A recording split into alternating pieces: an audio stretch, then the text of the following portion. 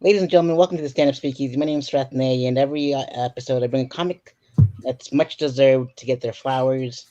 And this is a secret society of stand up comics. So, ladies and gentlemen, welcome to my guest all the way from Melbourne, Florida, Mr. Chris Robinson. How are you, Chris? How are you? I'm great. How are you? Great, thanks. Thanks for being my guest tonight, dude. Yeah, thank you for having me. This is fun. Awesome, awesome. Good stuff. So, yeah, man, I've been doing this since like the pandemic because it was like, I need to talk to comics since all the places are closed for the time being. And then all of a sudden it just took off. So I'm like, Yeah, no, not bad. There's like comics from like coast to coast in Poland. I'm like, all right, Poland. Okay. yeah, I'm on the right track. So Yeah, awesome, dude. So you that's were cool. born in New York. Which part of New York were you born in? So I was born in Albany, which is like upstate New York. But then my parents ended up we moved down. I lived in Yonkers at one point, and Brooklyn, and the Bronx at one point. So we were all over New York. Wow, that's Hmm. awesome. Like whenever I think of Yonkers, I think of DMX, and then Yep. when I think of Brooklyn, I think of the Brooklyn Zoo with ODB, and Yeah. yeah, You know, when me and my mom, the apartment that we lived in Yonkers, there was this like nature trail behind the apartment. And one day we went for a hike back there and found this creepy looking little cabin in the woods up there in Yonkers. And I was doing some research a couple years later, and it was the son of Sam, the serial killer. It uh-huh. was his hideout. Whoa, Was this just creepy little abandoned shack in the woods in Yonkers? wow, that's Yeah, wild. I yeah, remember his. They made a movie about it too, like the hmm Son of Sam. So yeah, craziness. I'm glad he didn't get to you guys. yeah. Yeah. Oh, goodness. I mean, we dodged a serial killer in Daytona once, and so that was Mm. nice. Wow. I don't know what drives people to kill people, but yeah, your parents are two uniquely different people, parents, and so your father Mhm. was a millionaire businessman. Holy cannoli, good stuff. And Yes, I actually work for a company my parents own. Well, my dad owns with my oh, stepmom. Yeah, yeah. So we awesome. sell health insurance. That's my day job. Oh, cool. I'm glad you're still at it. Yeah. Yeah. I had to like my dad quit fired me when I was 18 from the restaurant, so Oh, okay. and that was it. Yeah. Yeah, from 9 to 18, so I started early. So Wow. From 9. Okay. yeah, typical Wow. Asian, Yeah. stereotypical. Yeah, washing dishes in the back, so they Yeah. can. Awesome. So life insurance and like a lot of the comics, like some of them don't even have health insurance. I'm like, this is crazy. You guys, you all need to get some health insurance going. Yeah. We need your help, Chris. I don't know if you do health No, I've insurance too, but no, no, I do strictly health insurance. oh, Yeah. awesome. Yeah. Good No, and stuff. I've actually signed up some comics. So yeah. Good. Yeah. They need it. There's a bunch in Yeah. Daytona that need it too. So I'm like, Yeah. I'll send them your way. Oh yeah. No, we have an office in Daytona. So yeah, I have somebody I can send them right to. Awesome. Yeah, All right, I'll talk to him tomorrow. I'm like, look, your health is wealth. Go get that health insurance. yeah, for sure. Absolutely. And I'm glad you're signing up comics because man, that whole process is just so complicated. Yeah, You gotta make. Oh, go and a ahead. lot of comics they don't. Most comics don't make that much money, Yeah. so the options are very expensive. But then we usually help them get something with the Affordable Care Act and that sort of thing, and it Wow. usually works out really well. Heck yeah. Well, I know where to send them to. So you let me Yeah, know where to find your Daytona office, and I'll yeah, send all the Daytona comics your way and sure. all that. No, we So appreciate it. hell yeah. Anything I can do to help a fellow comic. So Yeah, awesome, dude. Good stuff. Thanks for helping out the comics with the health insurance. yeah. Yeah. And so your mom is a founder of a nonprofit organization. And it was like she dedicated her life to it in working in Africa. And what a nonprofit was she involved with? And So if yeah, she's still going on. So she founded a nonprofit called Bridge Kids International. And what Bridge Kids International is, their mission essentially is to connect Black children of the African diaspora. So they had groups in different countries in Africa, groups in different countries in the Caribbean, and groups in different states in the United States.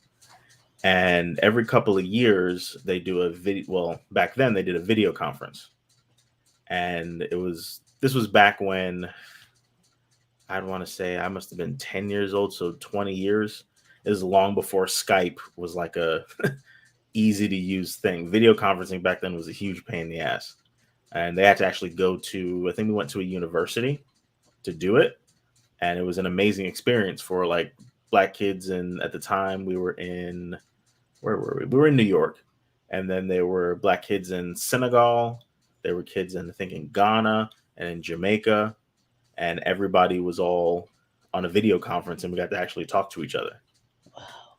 So they've done now a physical conference. Every few years they do a physical conference where they actually do a bunch of fundraising and they fly kids out to actually go to those places. And then in the meantime, in the years in between, the kids are working on little projects in their communities. I think there was a group in Rwanda that they raised money and bought them a pregnant female cow. And the group was then selling milk. And then when that cow gave birth, they were then able to raise the calf and then get milk from the calf. And they started a small dairy farm in Rwanda. These group of, when I say kids, they're more teenagers and young adults. But so and then the idea is these people are all connected to, so I have a friend of mine, Bamba, who's from Senegal, who came to live with us for a few years while he was in college. So the idea is to build those lifelong relationships. So I'm sort of half of those two parents. Awesome. Fantastic, dude. Well, like I run two festivals, one's in Colorado and one's in Daytona. And so if you ever want to set up like a booth, there's no vendor fee to help your mom get the word out too. So okay, I'll help you out in that department. That'd be awesome. Yeah. Yeah. Awesome. Good stuff, dude. And I'm so glad you got to connect with like everyone from different countries and states, and that's just your mom is doing the Lord's work. Yeah. Yeah. It's interesting. We what is this now? 3 years ago, after me and my wife, we've been married for a couple of years, and my mom wanted, because I'd never been to Senegal, which is like my mom's favorite country in Africa, because she's been all over the place. She actually did a trip to Rwanda, to the Congo. She's been to Kenya. She's been to Nigeria. She's been all over Africa. But we went to Senegal, and we actually, me, my wife, and my mom together purchased a small piece of property there. So eventually, long term, my mom plans to retire out there. And then eventually that will end up being will belong to me and my wife. Awesome. Generational wealth.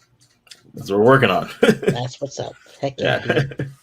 So when you were one, they split, and so you were growing up in two different worlds. Mm-hmm. And so it reminded me of like I was watching Cam Patterson on Camp Gagnon with Mark Gagnon, mm-hmm. his show, and he grew up in two different worlds too. And so, what was it like growing up in like two different worlds? It was interesting because like my dad, so at the time he was the VP of a health insurance brokerage up in New York, and when I was with him, I was sitting in in the back room while meetings were happening. My dad was he was working at the company, and he was also a part-time professor. He taught business at a local school there. And he was actually giving me, when I guess I must have been 10 years old or something like that. He was giving me entry-level college business tests,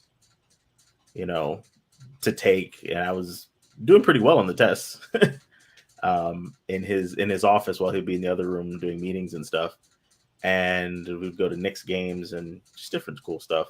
And then on my mom's side, I was literally going to, I don't know if you remember Amadou Diallo, the black man who was shot by the police in New York. I think they shot him.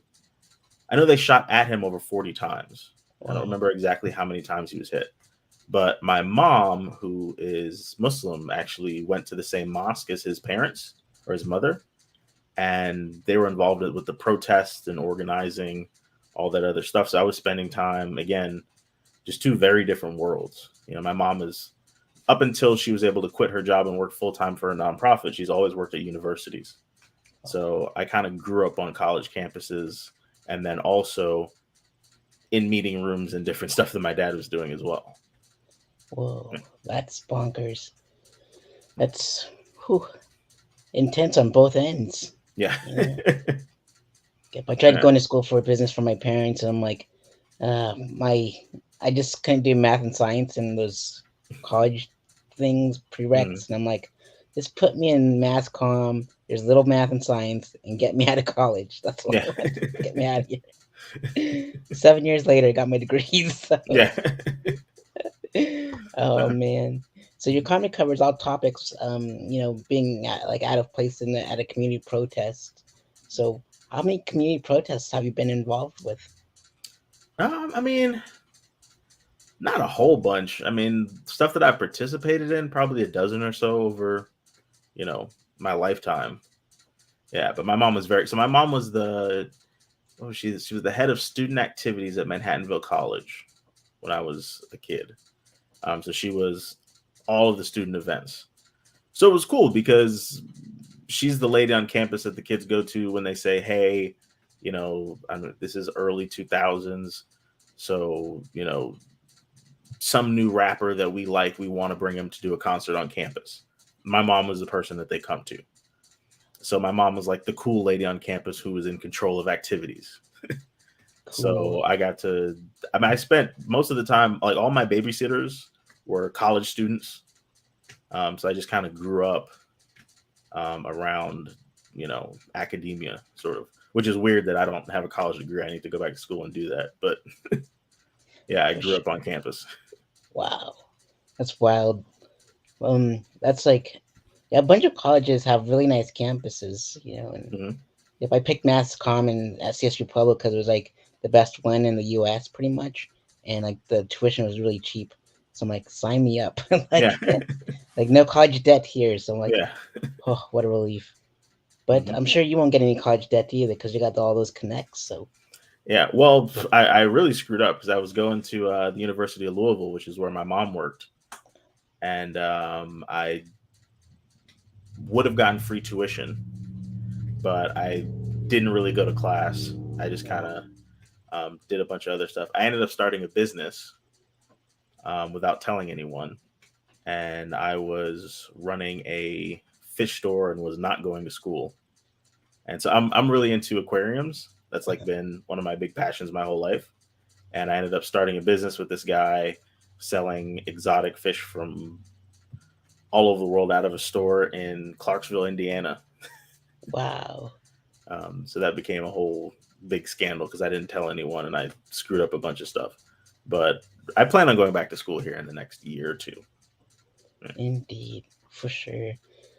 Well, C's get degrees if worst comes to worst again. So just so you know.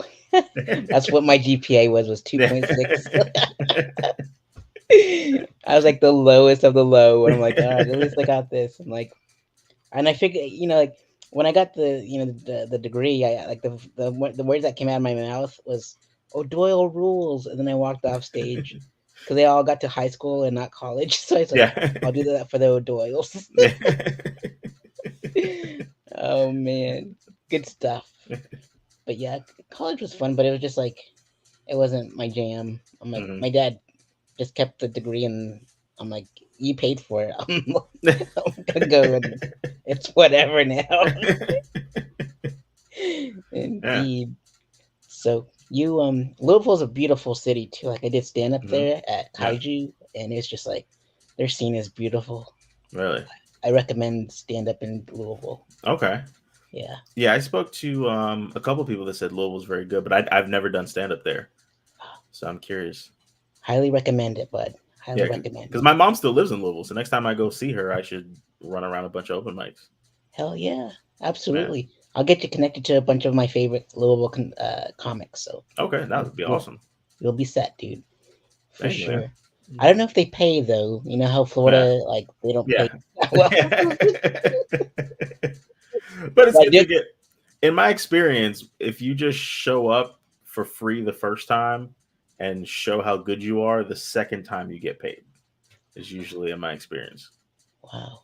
See, I'm glad I learned that from you because, man, these past 8 years have been rough. They have been rough, but I don't know how to negotiate. But Hmm. in time, you'll have to teach me how to negotiate too. So, Yeah. Well, I don't really have a strategy for negotiating. I just have a number I won't perform under, and then if they meet the number, cool. If they don't, then I just don't do it. You know? good, good call. Yeah. Get that squared away in the beginning, and then boom, Yeah. then you won't hurt yourself in the end. Yeah. Yep, for sure. So, you met Mike Tyson on a dark street in Harlem. How do you know all this? Is it written somewhere? I think it's in my EPK or something. Yep, I feel like Nardwar now. Okay. Like, where's he getting all this information? That was that was again, I must have been, I don't even know, crap, probably 10 years old, 9 years old or something like that. And my dad had this guy wanted to, my dad's personal trainer wanted him to invest in a studio, like a music studio that he was building in Harlem. And my dad brought me over there and we went over there to look at the place. And the meeting started late. And then by the time they were done talking, it was like 2 o'clock in the morning or something.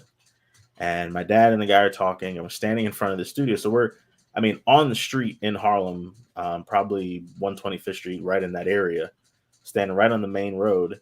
And this was when the Escalades, Cadillac Escalades, were very new. And like a red one came by as they were talking. And then a few minutes later, like a white one came by. And then a few minutes later, a black one came by. And we're like, what the hell is going on? It's so weird. It's like that, like that's when they first came out.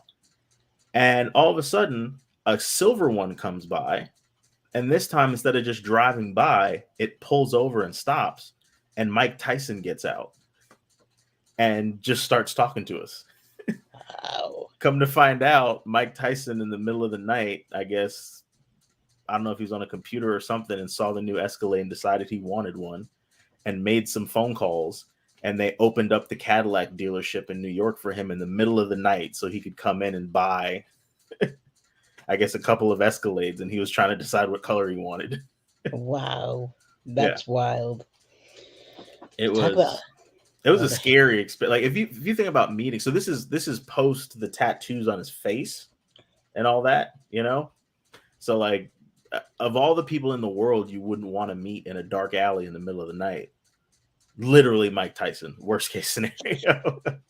And he was super nice. He told me, you know, to be good to my parents and to stay in school, and he jumped back in the Escalade and took off into the night.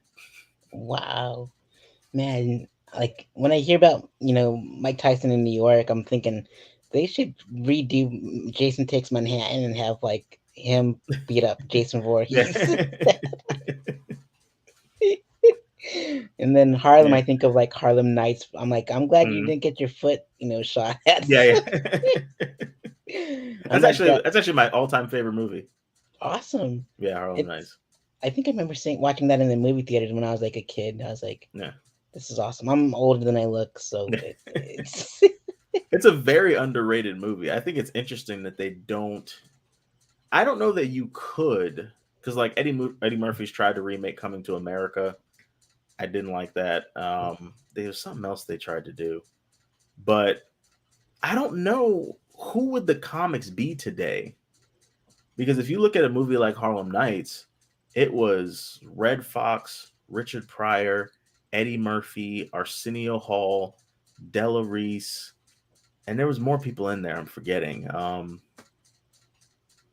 But anyway, to have an ensemble cast of some of the most amazing people in comedy, I don't know if you could make a movie that good today with the comics that we have.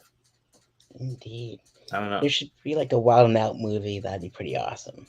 Yeah, but the acting would be trash. But like it would be fun, but not like Harlem Nights, where it's a great film. Like Harlem Nights was very funny, and it was a great film. Indeed, it brings back some memories. They don't make movies like they used to. I mean, like Hollywood Shuffle was awesome, and It was just like it reminded me of me, like like Robert Townsend's characters. Like, all right, we made it to Hollywood. Let's lift all our buddies up. It's just Yeah. like that's like me now. It's Yeah. like I got the festivals. Let's lift all my buddies up with me. So Yeah. they say it's lonely at the top. So I'm just like, all right, I'm gonna grab my hand. Let's go and party. Like, Yeah. boom. Indeed. There Which was reminds a me, I got to get you on a future one too, bud. yeah, yeah. I meant to be on the one this year. I'm sorry I missed the information on it, It happens. but We'll find a next way year to for sure. we'll find a way to keep in touch like better than social media because I'm horrible at Yeah, social media too. I'm So really bad at it. Yeah, yep, because indeed. if I get a Facebook message, I'll definitely answer it. If I get an Instagram message, that's hard. And then if somebody messages me on Facebook, and then I get two messages in the meantime, so I see notifications, but I don't see the one that's I'm really bad at it.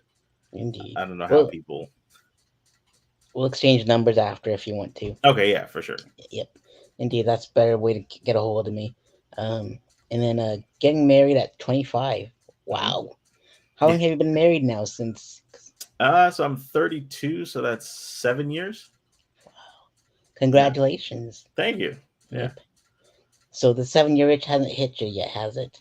no, not really. Okay, that's good. Indeed. I think that's the name of a movie too. I'm not sure, but Yeah, yep. I'll probably put that into the queue and watch it later or yeah. something. I don't know. So you're a national touring comic, and so what made you pick comedy as your path? So again, I guess just going back to my dad. My dad, when I was in middle school, my dad actually took up doing stand-up comedy.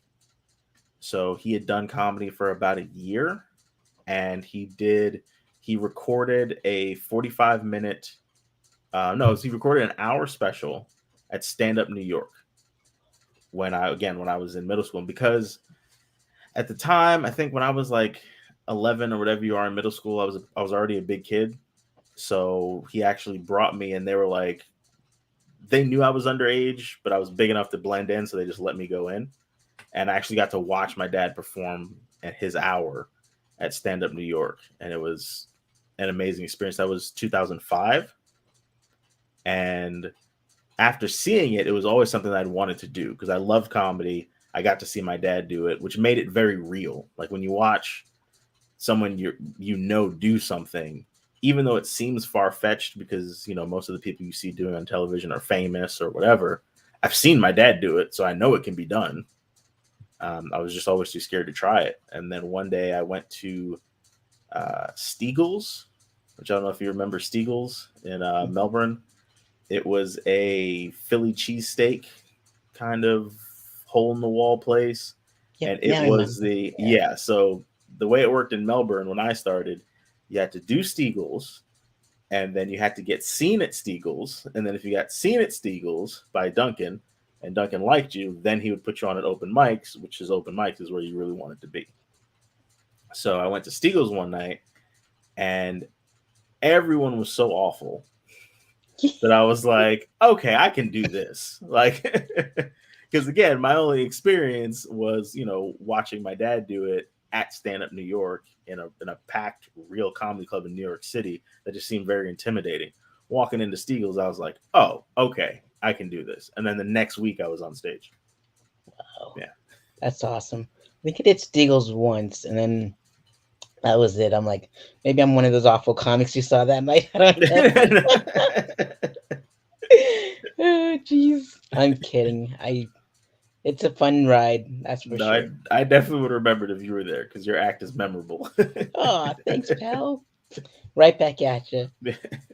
It's just so I don't know. Like Jimmy. He was like, Sareth, start clean. Be nice, and then scare them. Yeah.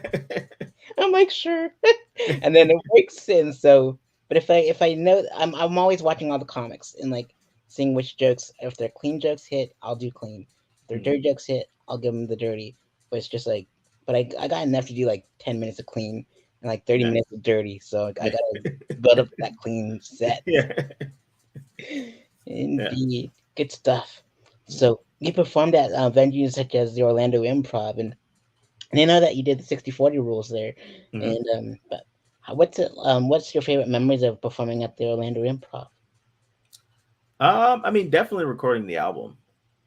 It was a very cool experience to be able to go in there and have a different relationship with the improv, because as a relatively new comic, when you come into there, it's it's exciting to be at the improv, and hopefully maybe you get seen by Krista or somebody that's booking it, and maybe you can get a guest or a feature spot on a main show kind of thing, you know and that's sort of your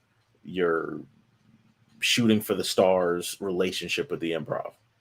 When I was recording my album, it's just a very, very different experience, because what ended up happening was I recorded my album with Comedy Dynamics, and the way it works is it's actually technically a record deal that I signed with Comedy Dynamics, and they produce the album, and they send out the audio engineer, they pay for everything, and then you split profits 50-50 once they recoup their money, right? So the way it works is you're responsible for coming up with a venue, promoting the event, and then performing. And then they're responsible for everything else. So at first, I was like, hey, I'm going to record my album. I'd like to do it at the Orlando Improv. And I wasn't really getting much traction in terms of, someone reaching back out to me. Then actually, James Yon is the one who really, really helped me and actually got me in the door. And what he asked for that really got me in the door was, hey, can you send me like the first page of the contract that's on Comedy Dynamics letterhead, so they know that this is an official album recording being done through Comedy Dynamics, which is one of the top two companies in the world for recording stand-up specials. And I sent them that, and very quickly everything fell into place.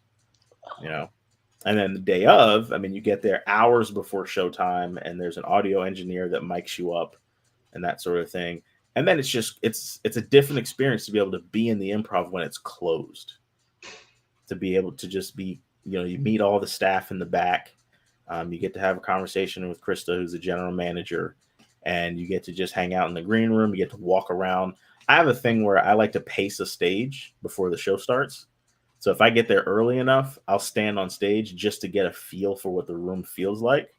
So that's one less variable when the show starts.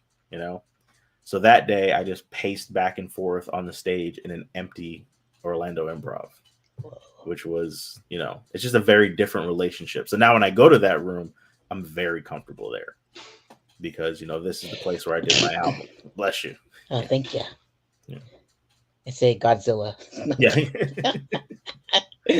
I'm kidding, but yeah, thank you. And yeah, Krista's is the best. And like, I performed there. I produced a show there and featured there, same time, same show.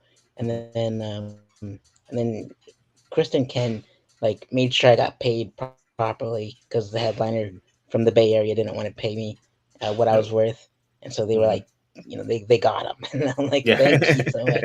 I didn't know I deserved this much, but thanks for getting him. So. Yeah. But yeah, good people for sure. Yeah, I no, they're didn't know you really had that nice. done. It reminds me of like they are, and they remind me like Mhm. you remind me like when you were pacing on stage. It reminds me of like athletes and their rituals before they go on stage. It's like, well, Yeah. this is what I need to do to get in the zone, Yeah. and it's pretty cool to find out like the process of Comedy Dynamics and how their format is like, man, just get a venue promoted and all that good stuff. I'm like, huh. And like, Yeah. here's comics don't get paid much or whatever, like on our level. So here Mhm. I am recording my album from a pool hall in South Daytona, and you can hear the pool balls No. going back. And so like Yeah. my friend Matt Herrera, like in Pueblo, is like, uh, he's like, we've been knowing each other since middle school. He goes, yeah, just give me $40, I'll mix and master it. And then he goes, yeah, the pool balls like makes it like adds to the ambiance. I'm like, all right, sure. So the ambiance. So, but it worked out just fine. So It's an interesting time for comics now, though, because given platforms like YouTube and Amazon Prime and all that stuff, you don't have to wait for the industry to give you an opportunity. You can create your own stuff. I mean, the 4K cameras are so much cheaper now than they used to be. I mean, you could buy two Lumix G7s, hang them at two different points. Now you have two camera angles, get an external microphone, and record an entire special. The most amount of money you're going to spend is on the actual production side of mixing and mastering and make sure that everything's done properly. And after that, you can put it up on YouTube. I mean, you look at I'm sure you've seen Ali Sadiq's Losses. I haven't seen all. I've only seen like the Domino Effect 1 and 2, but Yeah. The Domino Effect 1 and 2, and then Loss is the most recent one. Oh, I need to watch Lasses then. Yeah. But even like the Domino Effect, they or is the Domino Effect one and then Loss is the other? I know Loss is the most recent one he's done, but the Domino Effect. So from what I heard, Ali Sadiq actually pitched it to Netflix, and they would not give him the number that he wanted. So he turned around and just put it on YouTube for free for everyone to watch. And those specials have now been seen millions and millions of times over. And yes, he didn't get his check from Netflix, but now he's selling out tours all over the country at a level tenfold of what he was before, all because he didn't have to wait on the industry. He could just give it to the people. So that's going to be one of my next projects. I want to just put out, because the album's just an audio album. So it's on Apple Music, Spotify, anywhere where you listen to music. But I don't have a visual special out yet. So that's the next project. Heck yeah. Well, if you need help with the camera guy, I'm right here for you. Yeah. And I'm super cheap too. So Yeah. and Rudy always hires me, goes, I love your prices. I'm like, all right, no problem. Yeah. Tell me where to go and I'll be there, Yeah. So yeah. And I'm glad he's moving back. I didn't know that. Yeah. He's moving back. Really? Okay. Yep. He's got a job in Orlando lined up. So Oh, when awesome. you heard it, when Heather told me, I was so excited. I'm like, I get my buddy back. I'm so Yeah. No, that'd be great to have Rudy back. Yeah. Rudy's awesome. Yeah. Jimmy's chasing his dreams out there. So I'm just like, whenever he's ready to come back home, the door's always open. But I'm so proud. Like, I'm proud of like everyone, like in the Melbourne scene, like people that just like left Florida just to like be bigger than themselves. It's just awesome. Indeed. But I'm over that. I'm like, I've been there, done that. I'm bored with it. Like Pinhead with hell. It's like I'm gonna be happy where I'm at because I'm good now. So and like the visuals are very like it's pretty unique. I mean, I talked to Big J Okerson in Jacksonville, and he was like, I told him about how I was filming my special, and like he goes, "You're putting it out yourself, right?" And I'm like, "Yeah." And like it's everything's on YouTube, but it's hidden. He goes, "Oh, that's brilliant." It's like you were on it. So it was like what 3 years ago. The special. Yeah. Yeah, 9 hours long, so you can just. Okay. I know. I didn't expect that. It was like, So if you need help with your visual, that's 9 hours long. I got you. So awesome. I just wanted to be like my own guinea pig because like Neil Brennan was like, he does like a lot of people's specials. Like I want to be like the Neil Brennan to myself. And if my friends need me for anything, I'm there for them. So you know what? Actually, I think as a project that would be fun. That I'll reach out to you when I'm ready to do it. I'm in the process now. I got a few things I'm working on, but hopefully by right around the end of this year, beginning of next year, I'm going to be buying. Remember those conversion vans? Yeah. Where it's like the high top van with a TV in it and the bed in the back and all that stuff.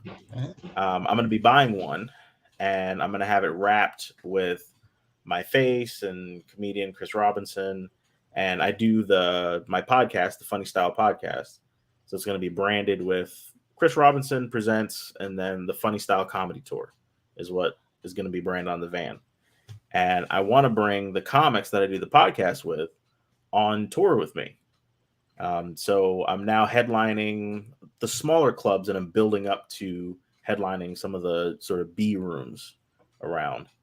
And once I get to that point, I want to be able to bring my own host, my own opener, and a guest spot, whoever wants to come, and we can all jump in the van and go. And the idea that I have for that is, I'm sure, well, how a lot of bands will actually record a documentary as they're on tour to kind of go with the tour. At the end of the tour, you'll have an entire sort of behind the scenes documentary of the tour. So I would like to do the same thing. That'd be rad. Yeah. Yeah. For sure. Yeah, I'm gonna. That's a pretty cool idea. Like, but I wouldn't wrap my car around like your brand because like people will break into your vans. So like I think Steve-O did that once, and he goes, "I learned my lesson. I'm not gonna do that again." So well, but he has Jackass fans. That's like a different. Yeah, true. The people that are gonna see a Steve-O van, the first inkling is to smash the window because it's Steve-O's van. Yeah. I'm some nobody comic that nobody knows. So Well, everyone will know you soon. Everyone will know you soon. what we're working on. Indeed. So you also worked at the Tampa Improv too, and so Mm-hmm. I did their open mic, and they didn't allow me to film the open mic because like it's the acoustic is just really bad in there. So, Yeah. But on the main stage, what's it like? It's a weird shaped room. It's the only one I think out of the rest of them. Yeah, I think that has a balcony. So there's actually an upstairs, like an audience that's above looking down from the balcony, and the audience below. And then the entire room has this weird sort of half moon shape to the back of the stage. Very high ceilings. It's a cool stage though. It was a lot of fun. But that was the show that I did at the Tampa Improv. Jacoby Bruton put me on. And it was one of those situations where I got a flat tire on I-4 on the way to the show, realized I did not have a tire iron. So I drove on the flat tire to the next exit, drove into, I can't remember what the business, it might have been like a smoke shop, and was able to get somebody from the smoke shop to let me use the tire iron from the trunk of their car to change the tire on my car. And by the time I got to the Tampa Improv, I was already late. Like I walked in the door as the show was about to start, and my punishment was Jacoby put me on first. Wow. So I drove, like I came right in off the road. Like I think I still had like black stuff on my hands from changing the tire. And he was like, well, since you're late, you got to go up first. Wow. So it ended up being good though. It was a very cool room because they were running the open mic at the same time as that showcase was happening on the main stage. So because I performed first, once I got off stage, I actually went and signed up for the open mic and then did the open mic in the other room the same night. So that was fun. Yeah. I'm not sure if you can hear like hardware going off. Like a power like a I heard one thing, but nothing. I heard that. Okay, that's not me farting. That's my dad fixing something in the living room. There's a chair that's broken, and I'm like, I hope that's not my fart. So yeah, one of the bar stools messed up, so he's in town and fixing that. So okay, indeed, awesome.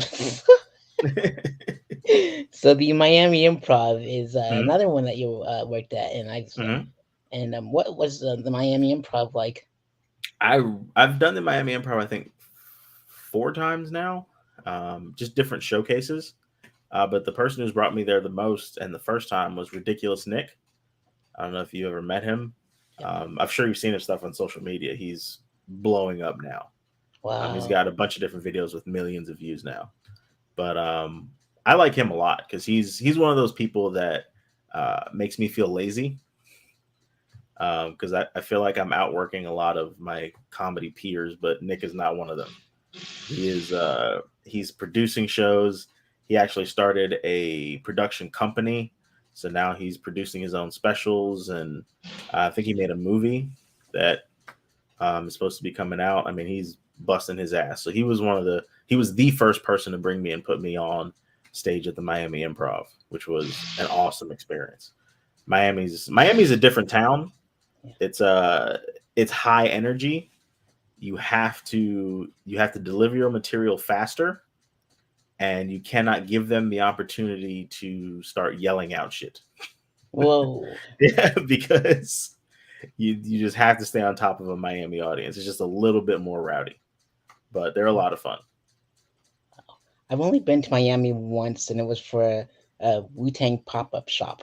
And so they had a show there, and I was like, I gotta go check out and see what they got here. So I got some like enamel pins and some like a Wu-Tang cooler and some shirts and stuff. It was like I bought 5 items for like $100. I was like, good lord, Yeah. this is expensive. Yeah.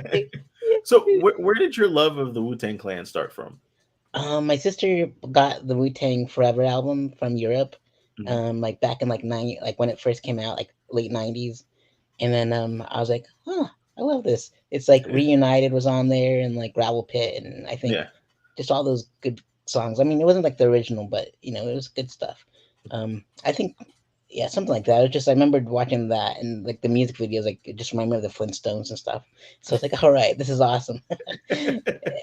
And Triumph is like my favorite song of all time, because there's like Inspector Deck starts it off, and he talks about like Socrates and everything, and there's like no curse words, and Mm, that's like him and Method Man. Method Man doesn't use any curse words as of late, in his album records, mhm.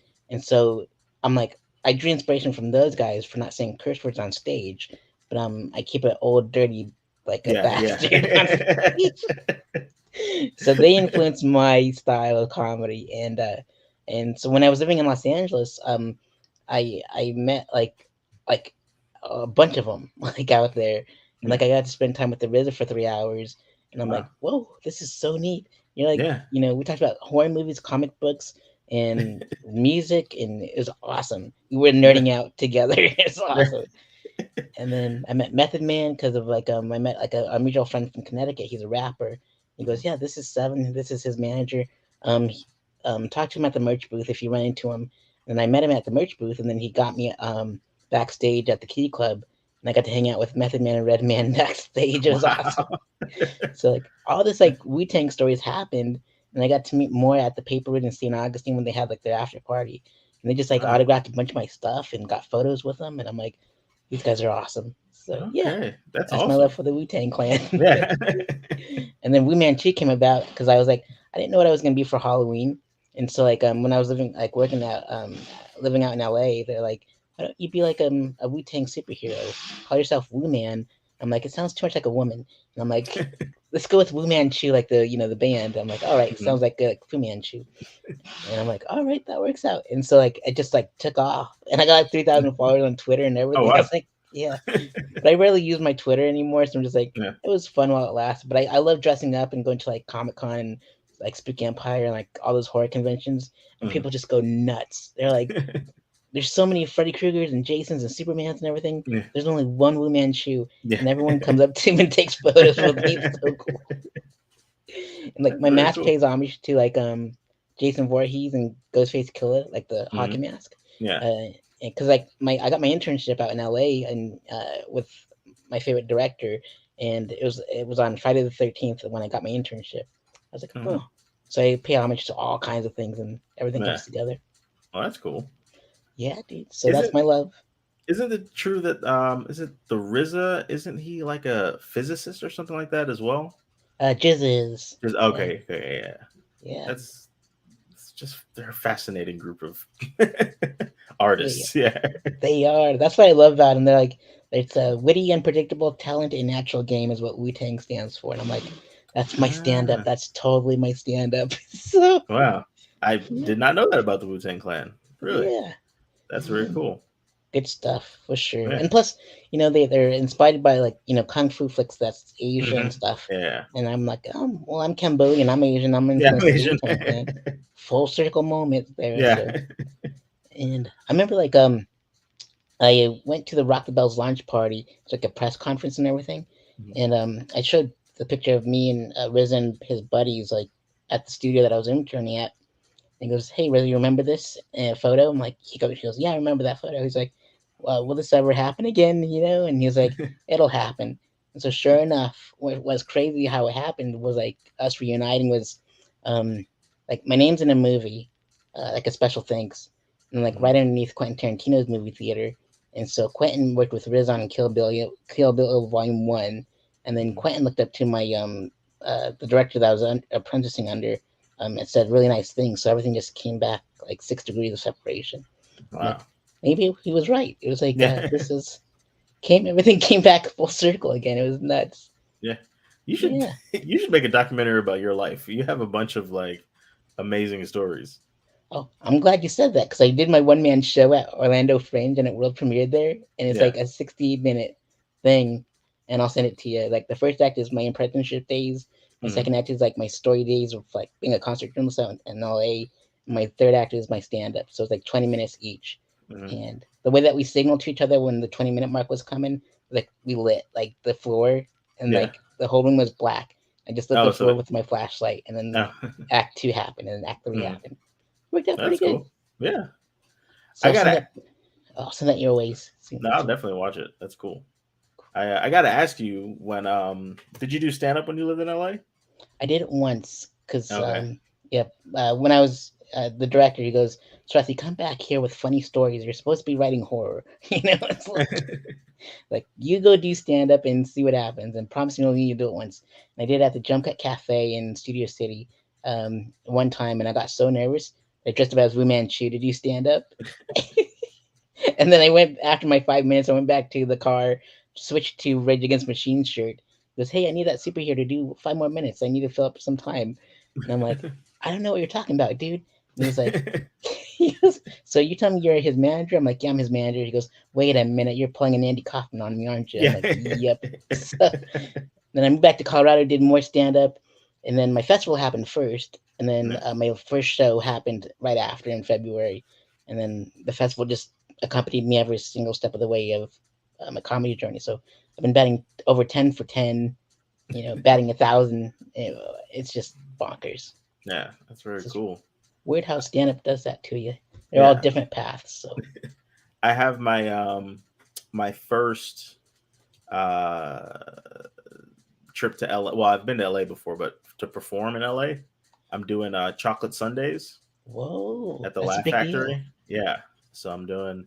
It's that I passed the audition show, so then you get like a 3 minute spot, and then if you do well for the 3 minute spot, then you can get passed to actually go back there and perform. So that'll be May of next year. Wow. So I'm now starting to slowly plan what I'm going to do out there because it's weird to fly from Florida to Los Angeles for a 3 minute or a 5 minute spot, you know. So I'm going to try and see if I can connect with as many people as possible and do as many shows while I'm there as humanly possible. So I'm going to harass Zach Bennett and some people that I know have since moved out there and see if I can get on a few things. Yeah, Absolutely. even if they're open mics, just to meet people and get out there.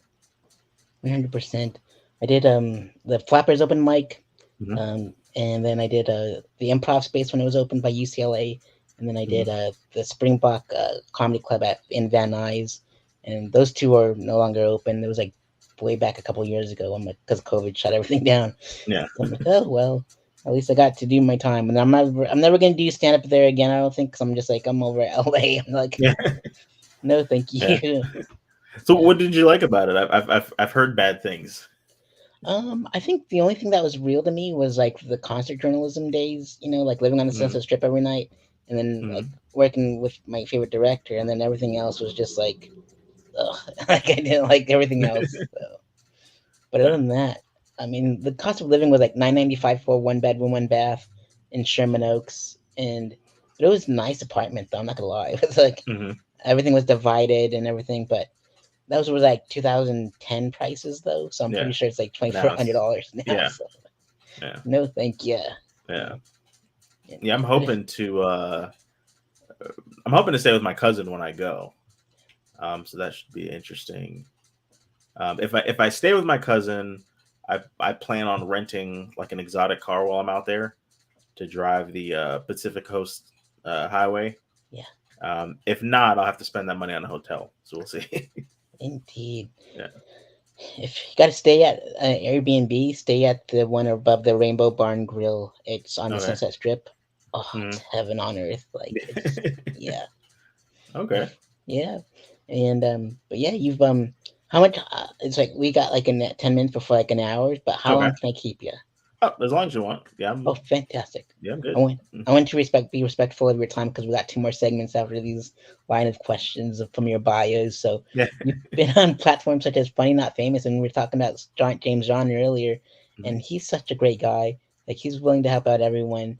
Like he had me on Real Laughs once to promote my show at the Improv, and we packed that baby out. It was Yeah. awesome. Like, but Yeah. yeah, what was it like being on Funny Not Famous? It was amazing. I tell people all the time I will forever sing James Young's praises because he might have been the most helpful person to date in terms of helping me get to the next level as a comic. Because I mean, I did the Lowdown, which is his talk show, which is very cool because I've actually been on it twice, and you get television quality video in a real studio of you being interviewed by a real television presenter. So it's when you send that video out, it's on a completely different level than at the time. I think I was 3 years in to doing stand up. So no 3-year comic has that quality of stuff to be able to send out. And then we did Funny Not Famous. And after Funny Not Famous, the video my Funny Not Famous performance is the video that I sent to clubs, that I sent to Comedy Dynamics that got me the album. So, I mean, I would not have had the album if James John didn't give me the opportunity to do Funny Not Famous. So, I mean, it was super helpful. When I got that Funny Not Famous clip, I'll tell you how I actually got the album. This was during COVID, so we're kind of all in the house anyway. I was taking that Funny Not Famous clip. I sent it to Kevin Hart. I sent it to Dave Chappelle. I sent it to Comedy Central, to Netflix. I just found I used to sit. So one thing that I still do it is, if you look at the top of the top most famous comedians, usually don't like Chris Rock, I don't think, Dave Chappelle, I don't think, but any comedian under that, like your Hannibal Burris's, your John Mulaney's, those kind of guys, you can go on their website and their manager and their agent's contact information is there. So I was going through every known comedian I could think of. I was going to their website and making a list of agents and managers' phone numbers and email addresses. And that Funny Not Famous clip was going to all of them. And it just so happened that Comedy Dynamics was the only one to reply. Well, that's not true. I got a couple of, Bob Sumner, who the producer of Def Comedy Jam. Mm-hmm. So I had sent it to him in a DM, and he responded basically saying, I don't really do business through Instagram DM. If you want to send something to me, send it to my email. And he gave me his actual email address. Then I emailed it to him. And the only response I got back from him was, you're on the right track. and nothing else. Oh man. So so I have his email address. So in the future, when I get something, the next sort of thing that I want to send out, I'll send that to him and see if I'm closer. Because he's booking the Apollo now. Oh, so wow. His Laugh Mob Entertainment books the Apollo Theater, and that would be, if I got the opportunity to get booked as the headliner for his show at the Apollo Theater, I would put together a new hour to be able to record a new album. Because, I mean, just the idea of the ability to do Chris Robinson live at the Apollo Theater, it would just be such a cool, I mean, that's an opportunity I couldn't pass up. It's homecoming for your New Yorker. Yeah. Yeah. No, indeed. That would be incredible. Yeah. Absolutely. And it's just like, man, when I was working out there in LA, like, we never accepted like unsolicited material. Yeah. We would always chuck it in the trash. Always throw it. They always, it's so disheartening when you talk to people, because on the podcast, actually, we interview bookers. We interview. I've been trying to get more comedy club owners, but definitely headlining comics. And when you talk to the comedy club owners, they're like, you can send all that crap you want. Yeah. If you don't get in through word of mouth, we're not sitting around watching hundreds and hundreds and hundreds of video of random open micers from all over the country that are desperate to get a spot. They're just not going to watch it. Mm-hmm. Yeah. Yep. It's like it's not what you know, it's who you know. Yep. And in LA, it's not who you know, it's who you blow. And it's like Yeah. I learned that I didn't do any blowing, but it's like although you know that glory hole joke is true, but uh, I freaked out. I tell you what, like I'm not gonna do it here.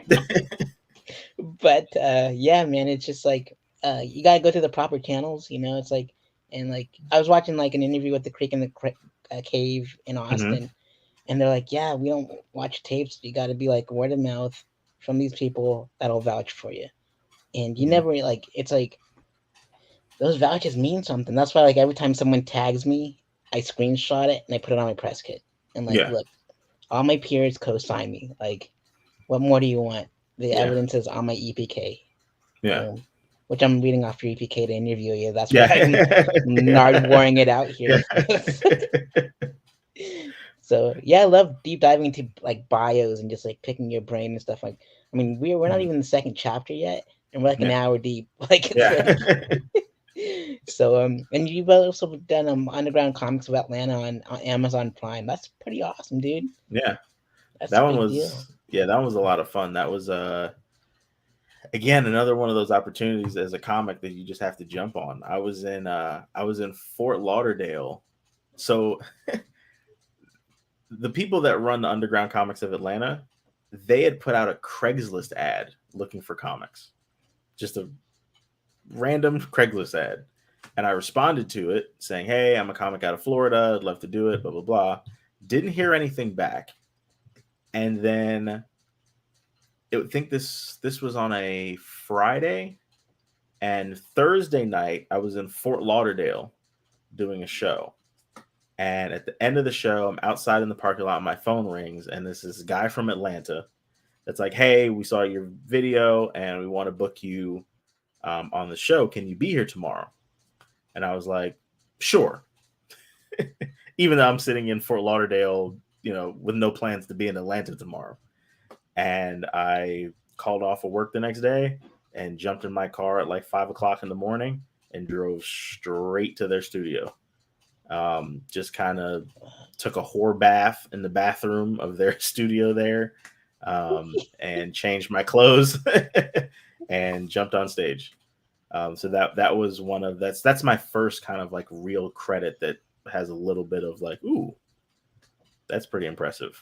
Yeah. Yeah, Horbath is hilarious. Yeah. Oh man. But yeah, like when like going back to like the artist, the manager and the agents, it's like they'll I what I learned is like they will come to you, you don't go to them. You Hmm. know, it's a weird thing, and like I even though I was like connected in Hollywood or whatever, like I didn't have an entourage. Like I didn't have a turtle or nothing. Like I just I wish I had an entourage, Yeah. but I'm like, you know what? I'm flying solo. I mean, Hmm. it's I worked with people in the industry, but I'm just like, I think it's best if I was like a lone wolf out here. It's Hmm. just navigate through myself because I tried going out with them one time, but they acted a fool, and I'm like, never again. Like, never. How so by acting a fool? Oh man, like it was like my I took like some of the people from like the special effects and makeup artists, and Hmm. they we went on like on my 30th birthday. They just like took my business cards and just chucked them in the tour bus, put them underneath like the Rainbow Bar and Grill's table underneath the glass, and I'm like, uh-uh. Like I'm low key. Yeah. Yeah, professional when I'm out. I'm like no, like if I can't take you out anywhere, I'm not taking you anywhere else. This is Yeah. it. This is we're done. So I, I don't. I look like I'm homeless, but I do this because I watch Predator, with Arnold Schwarzenegger, Yeah. and like us being comics, we're some of them in the roughest areas, you Hmm. know. And if you dress like if you lather yourself in mud, people will think you're homeless. Like just in like Arnold did, and like the Yeah. predator couldn't catch you. And I'm like, all right, I'm gonna dress up like I'm homeless, but people don't know the real me, and so they totally bypass me all the time, like the homeless folks. Yeah. and they just go after my buddies that are dressed properly. And I'm like, all right. And then sometimes I get free meals at restaurants when I'm sitting by myself. It just works out so perfectly. And then I give my website. I'm like, here's who I am. Thanks for the free food. Yeah. Yeah, That's funny. yeah. But yeah, I gotta, it's like LA like is infuses street smarts in you, like Mhm. because you got your hustle on. You gotta get this, like you gotta be like, all right, I got the book smarts, but I need to work on my street smarts. And then I just went nose deep in LA, and I'm like, all right, you gotta survive out here, sink or swim. And I swam. Yeah. But yeah, Well, it that's was, very and cool. I left LA on my own terms, which is great. Like a lot of people, like I've seen people get fired like constantly, and I'm just Yeah. like, bye, nice to meet you. All right, who's next? Yeah. Wow. But yeah, and like the funny thing was like CAA, like they reached out to me because like they know that I had the festivals or the Hmm. one festival in Colorado, and they're like, hey, we noticed you run this, can we uh put some of our clients on your bill? And I'm like, all right, there's Gabriel Iglesias and like all these other people, and Oh I'm like, shit. you're telling me that the lowest comic on your tier is $2,500? I'm like, the festival itself costs $400. I am not Yeah. paying you $2,500 for one act. That's just Yeah. nuts. So that's why I don't book any famous people. I'm just Yeah. booking all my pals, and we're Hmm. gonna celebrate our lives together, give each other Yeah. flowers. That's cool. Yeah. And so that's my rule. No famous people on my festival bill. Like, if you want that, go to Skankfest. Like, don't Yeah. come to me. Yeah. Yeah. That's cool. So the one in Colorado, where is it? It's in Pueblo, Colorado, and Okay. it's like 2 hours south of Denver, Okay. same highway. And Hmm. we've done everything from like art galleries to bars to pubs to um, people's basements to bomb shelters. Like we would go like we are crazy. Like, but now we have a permanent home in a bomb shelter, which is fantastic. So Oh, that's cool. yeah. So Mm. I tried to get like Florida comics there, but they always flake out on me, and I'm like, all right, I'm done. Like, Yeah. as much as y'all want to travel and smoke the weed and do the mushrooms, like the travel costs are too much on both ends. Like Hmm. that's why I started one in Florida. It's like, all right, one's for my Florida buddies, one's for my Colorado buddies. May Yeah. they never meet. It's like Yeah. wives and girlfriends. Well, I feel bad because I'm like, I would actually travel to the Colorado one, Really? because because I like, I've noticed the value of anytime you can go to a place you haven't been before. It's the networking and the growth is exponential versus going back to a place you've already been. Yeah. So I mean, that's why, I mean, like I said, I went up to New York, did the Comedy Cellar, and got to meet a bunch of amazing people overnight. So I'm hoping LA is kind of a similar experience, because I mean, you go to a place like the Laugh Factory, you're going to meet some really great local LA comics that I've never heard of that I think are going to help, to grow. And Colorado seems like it has a great scene. I know Morgan Gallo's out there, right? I think isn't she in Denver? I don't know where she went. Somewhere up there in the Hmm. Midwest up there. Yep. Yep. And it seems like she's doing amazing up there. So I'm curious to see, all those shows that are happening up there. Absolutely. Like Sean Biggins out there from Daytona. Mm-hmm. Kirk Bonaci's out there. I think he's Mm-hmm. like in Aspen or something. And then Yeah. who else was out there? There was like Lou Ferris from Orlando's out there. Um, Mm-hmm. and Tommy O'Neill's out there. So there's a bunch of Florida comics out there. Yeah. Yeah. But my favorite scene, bar none, is Colorado Springs. Like that is Right. their mics were so fun. Like I did Right. Oscar Blues, and it was like underground, Mm-hmm. like just like New York style comedy clubs. It was awesome. Mm-hmm.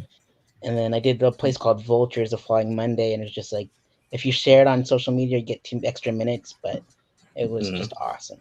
But I recommend Colorado Springs. But if I were Right. you, if you ever move to Colorado, like live in Colorado Springs and go to Pueblo and Denver and like bounce back and forth. It's just Mm-hmm. Denver's just too, I don't know, like too much traffic, and Mm-hmm.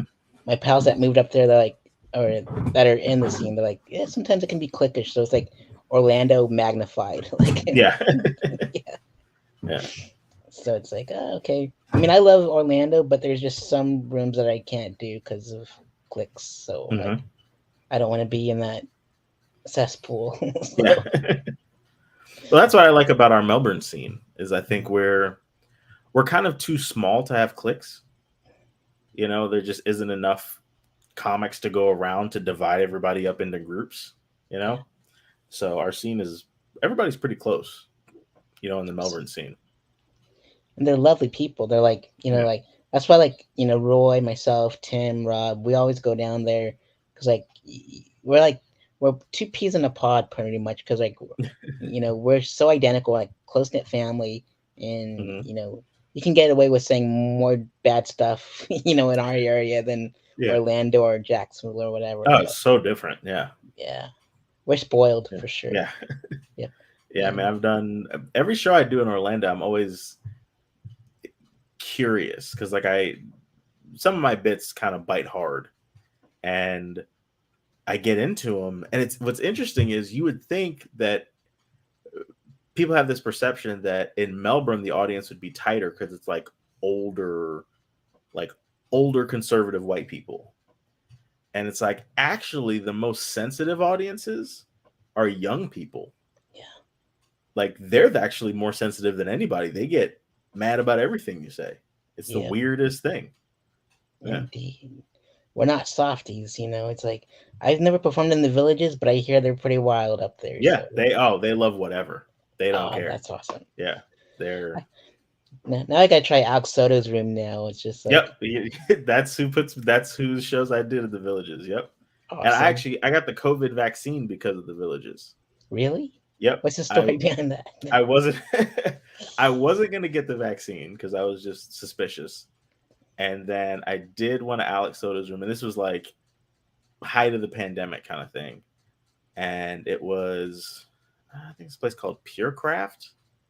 And I went up there, and it was a 55 plus singles group. So it was like a single and ready to mingle kind of event that was happening during the comedy show.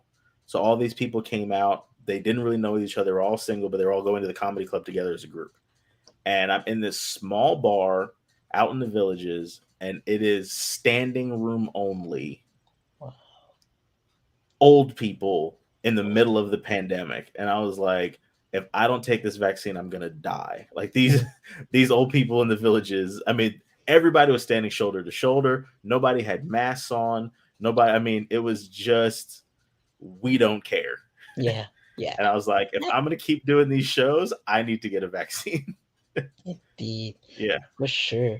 I'm not vaccinated. I just take my vitamins and say my Yeah. prayers. But I'm immunocompromised, so I can't. Yeah. But it's like it's pretty trippy, like because the villages is like STD capital of the world, and like Yep. if you're not catching Yeah. COVID, you're catching crabs. It's like, Yeah.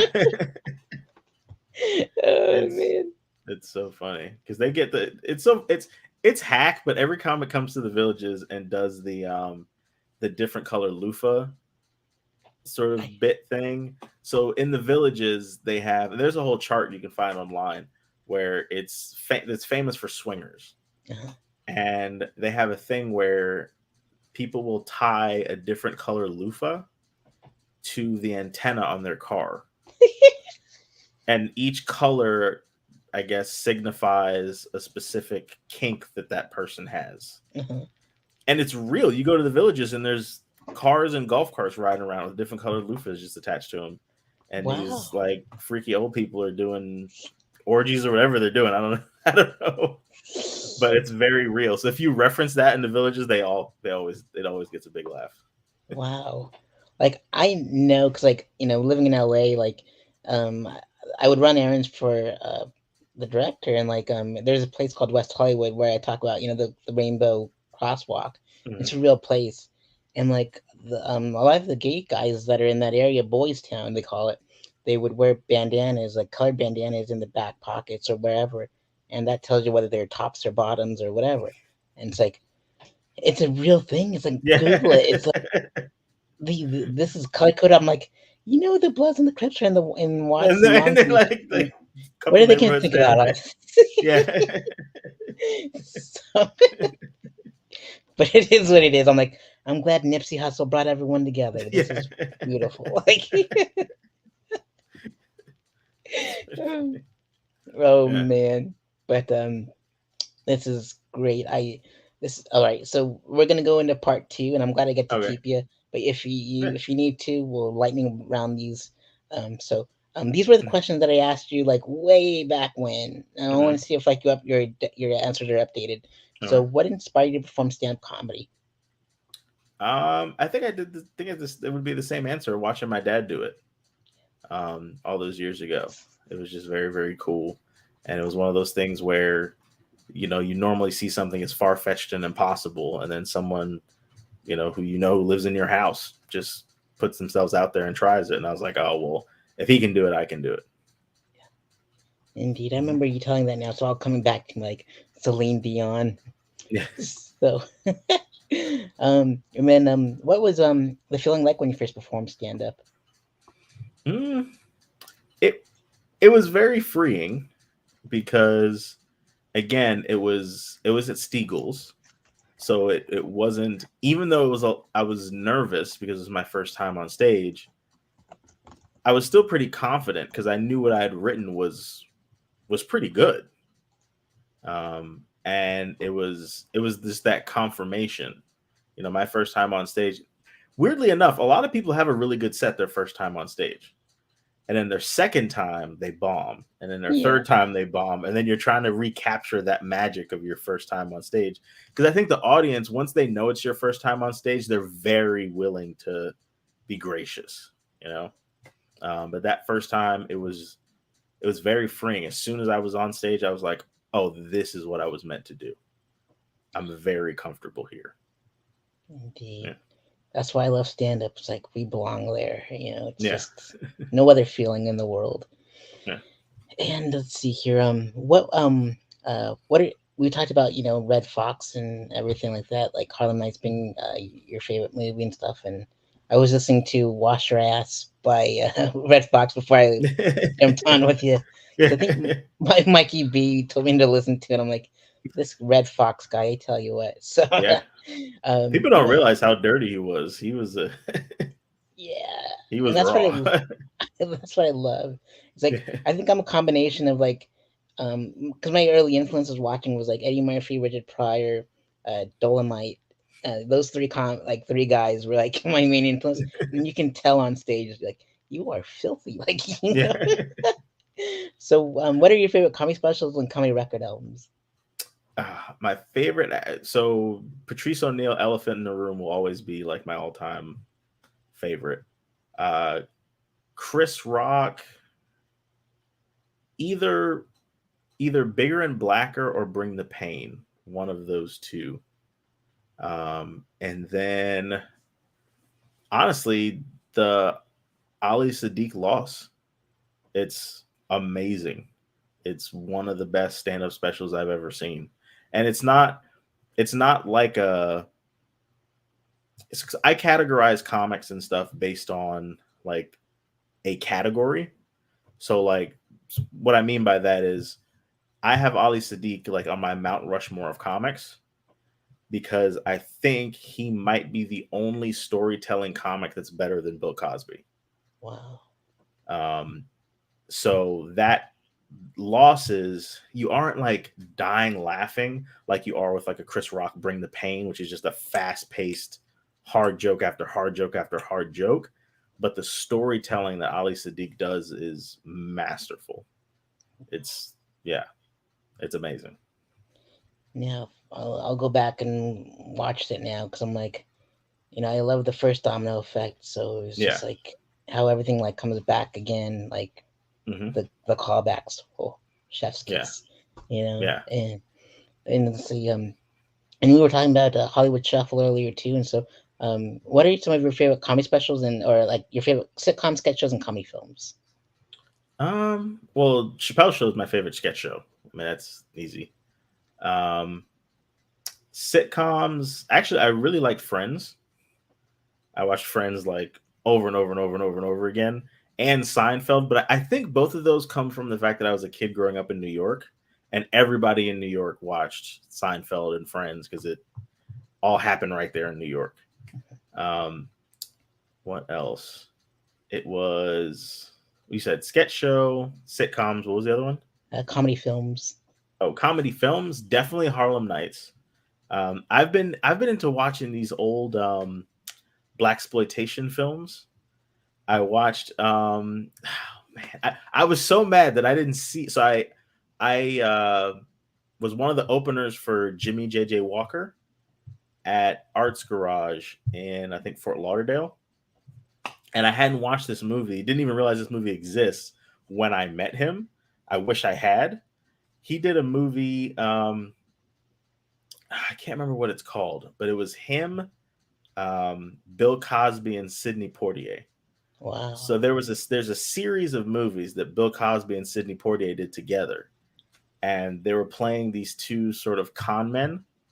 And Jimmy Walker played a boxer that they had hypnotized into believing he could win, and he ended up like beating the heavyweight champion because he was hypnotized to win. It's a very goofy movie, but to watch like a young Bill Cosby and Jimmy Walker and Sidney Poitier, those movies to me are just amazing. Wow. Again, it's like they just don't make movies like that anymore. It's very weird to me that they don't though, because you think about the barriers to entry to make movies back then. It was so much harder than it is now. Yeah. So why is it that now that it's so much easier to do, fewer people are doing it? I mean, those black exploitation movies came from a time when a lot of those black actors weren't getting opportunities, so they just made their own movies. And it seems like now you would think those people would continue to do it, but you think they'd be doing it even more because it's so easy to film a movie and put it out now, but they're just not. You know? Indeed. I think Yeah. it could be like just the gatekeepers in Hollywood because I've seen like a lot of those interviews. Like, all right, there's only one black person that can be famous at a time, Yeah. and it's like this is some bull. And I'm like Hmm. glad that everyone can say bad things about Tyler Perry all they want, but he built that studio Yeah. for everyone, and Yeah. so like you said, like they need to all come together and like make their own masterpieces. Because I'm like, like when like the Asians get together to do like everything everywhere, everything all at once, whatever. Yeah. It's like golden. Like Yeah. Crazy Rich Asians was golden. Yeah. It's like come on, like the show Beef on Netflix with Ali Wong, golden. Yeah. It's like Yeah. maybe we should all just like and it sounds horrible saying like segregation this, but sometimes Hmm. you know you gotta like you know join forces and do something. It's like Yeah. I don't know. Yeah. I mean, It's there's so many of those. I mean, even look at a movie like Friday. yeah, Friday's such a classic movie.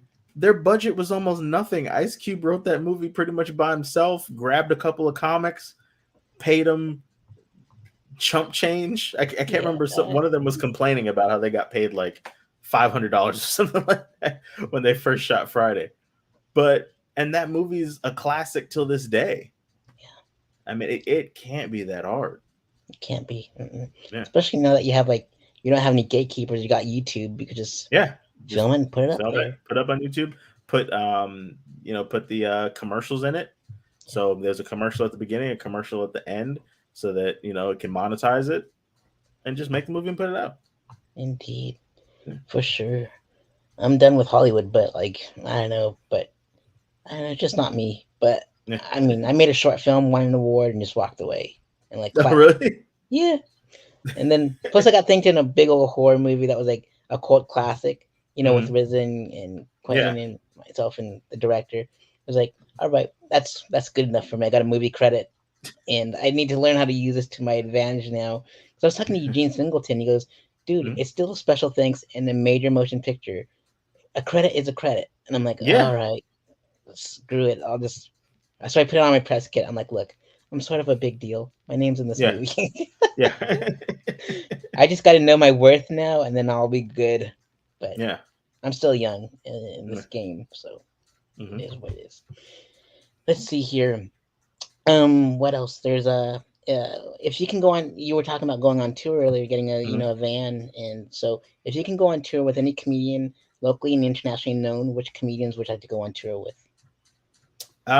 It would either be Cat Williams or Ali Sadiq.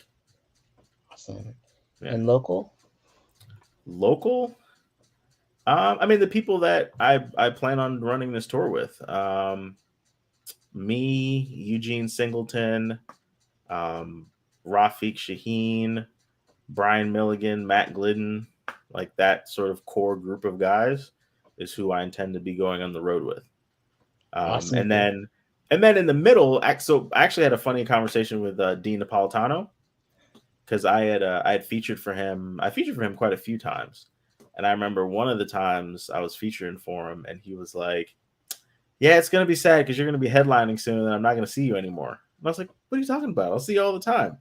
And sure enough, now that I bumped up to headliner, because I'm not, he's a headliner and I'm a headliner now, so we're never in the same spot. You know, I haven't seen Dean in like a long time, and I was like, man, Dean's another one that's just another person I feel like I could soak up so much information, from watching his specific thing.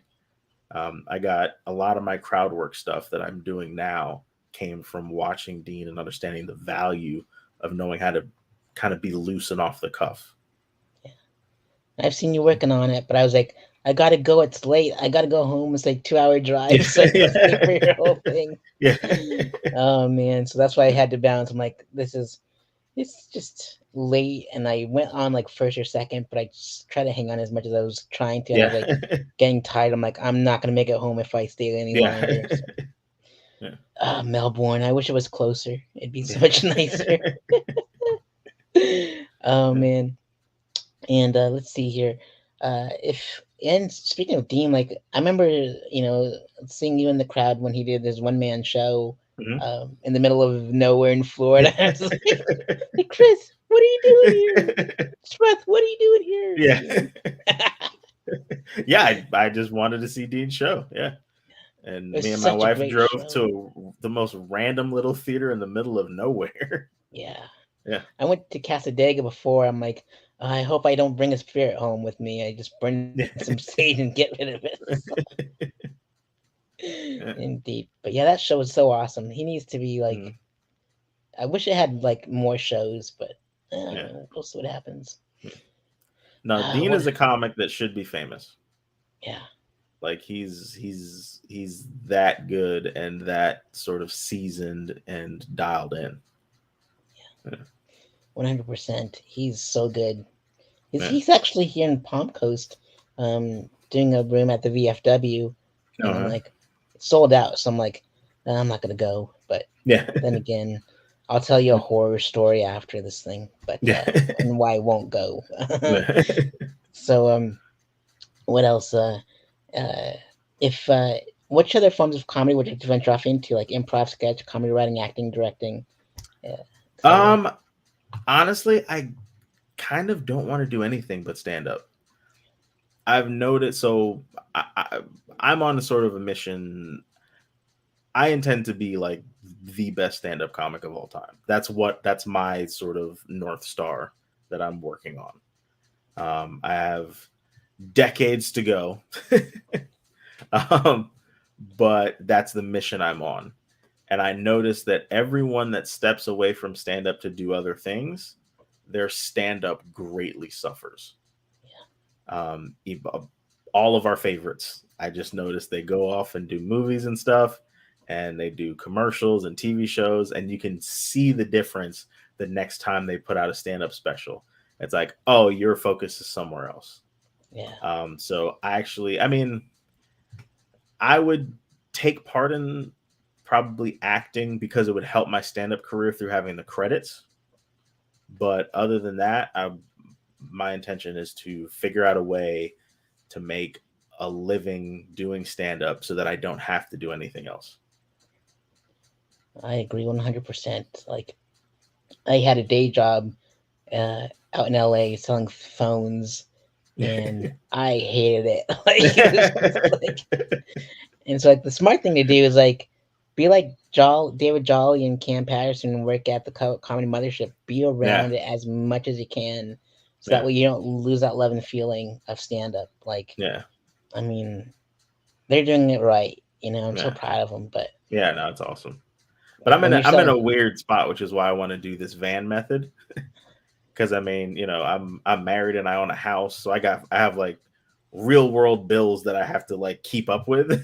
yeah, So I'm trying to figure out a balance of being able to continue to do my day job, and be able to do stand up. Because my intention with the van is the hardest part for me right now in terms of traveling to do shows is I work 9 to 5. So a lot of times, I've done this a whole bunch of times where I worked from 9 to 5. I left the office at 5 o'clock, drove to Miami, did a spot in Miami, drove back, got home at 2 o'clock in the morning, and then woke up at 7 and went back to work. oh, And that's just, I can't do those.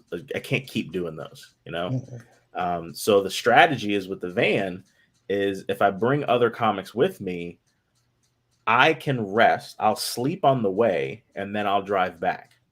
So that way I can get a nap in on my way to the show and be fresh when I get on stage. And just that, I mean, that difference of being able to sleep on the way to the show. Because I've done the vast majority of my performances driving around by myself. But anytime I go with another comic and they drive, I'm like, oh, this is what it could be, to where you share in the driving, and now it's not such a horrible burden to do these shows. So my strategy to be able to keep my day job but still be able to do shows is to always bring my own feature or opener, and make sure I bring somebody who I trust to drive my van. So on the way to the show, I can actually get some actual sleep, because those conversion vans have an actual, like, the back folds down into a full size bed. So I intend to go in the back and go completely to sleep, and then be able to wake up, do the show, and then I can do the driving home.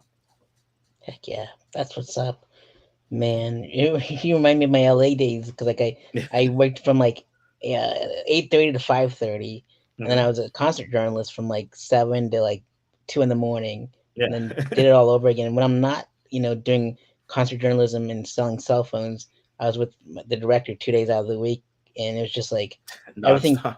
Yeah, and I was building my website at the same time, and my website ended up, hosting my festivals and stuff. It's like so everything just like came back full circle and all Yeah. formed the way it should be. And so, and then like I told my dad, like, you know, as soon as we sell, the house, I'm like, I want to live in a van because I don't want the property taxes and I don't want any of that stuff. And I'm like, no, thank you. Like, Yeah. I want to be free. I'm a Capricorn, so I move around a lot. So I'm like, I'm Mhm. used to, and doing like, driving like an hour to do 5 minutes. I'm like totally used to that. It's like Yeah. I drove to Mobile, Alabama one time, like a 7 hour drive straight through, just by myself. I'm like, Yeah. it'd be nice to have some like a road dog. It's like Yeah. it's but like all my friends will go, we just want to drive by ourselves so we can get into the zone. And like we Yeah. can get there like a half hour early, get into the zone then. But I just would Yeah. like someone to ride out with, and like, but not No, that's everyone has that heart and drive like yeah. us.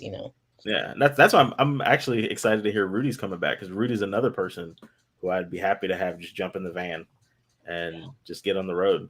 Because the other thing is, I think the other piece that I'm excited about doing the van is Brevard is a the Brevard scene has changed so much recently that we haven't had time for our scene to develop like a real reputation farther out. Like Orlando and Daytona know Yeah, how good the Brevard scene is now, but yeah. the rest of the state doesn't really know. Mm-mm. So the other goal I have with some of the time the van's going to be, if I get a headlining spot, I'm bringing the other comic. I'm bringing two comics with me, and we're doing the show. The other plan I want to do for the van is those vans seat, some of them seat 7 and some of them seat 9. Whoa. So my other intention is to reach out to open mics out of town and be like, hey, I'm a comic from Melbourne, Florida. My name's Chris Robinson. And usually most places around the state of Florida, my name, people at least know who I am. And I say, hey, I'm Chris Robinson. I'm bringing 8 comics with me from Melbourne, and we're all coming to do your open mic. And my intention is to bring the 8 strongest comics we have in Melbourne out to Miami, out to Tampa, out to Fort Myers, out to Gainesville, Jacksonville, Atlanta, and really start to build a name for our scene also. Man, Yeah. that'd be absolutely beautiful.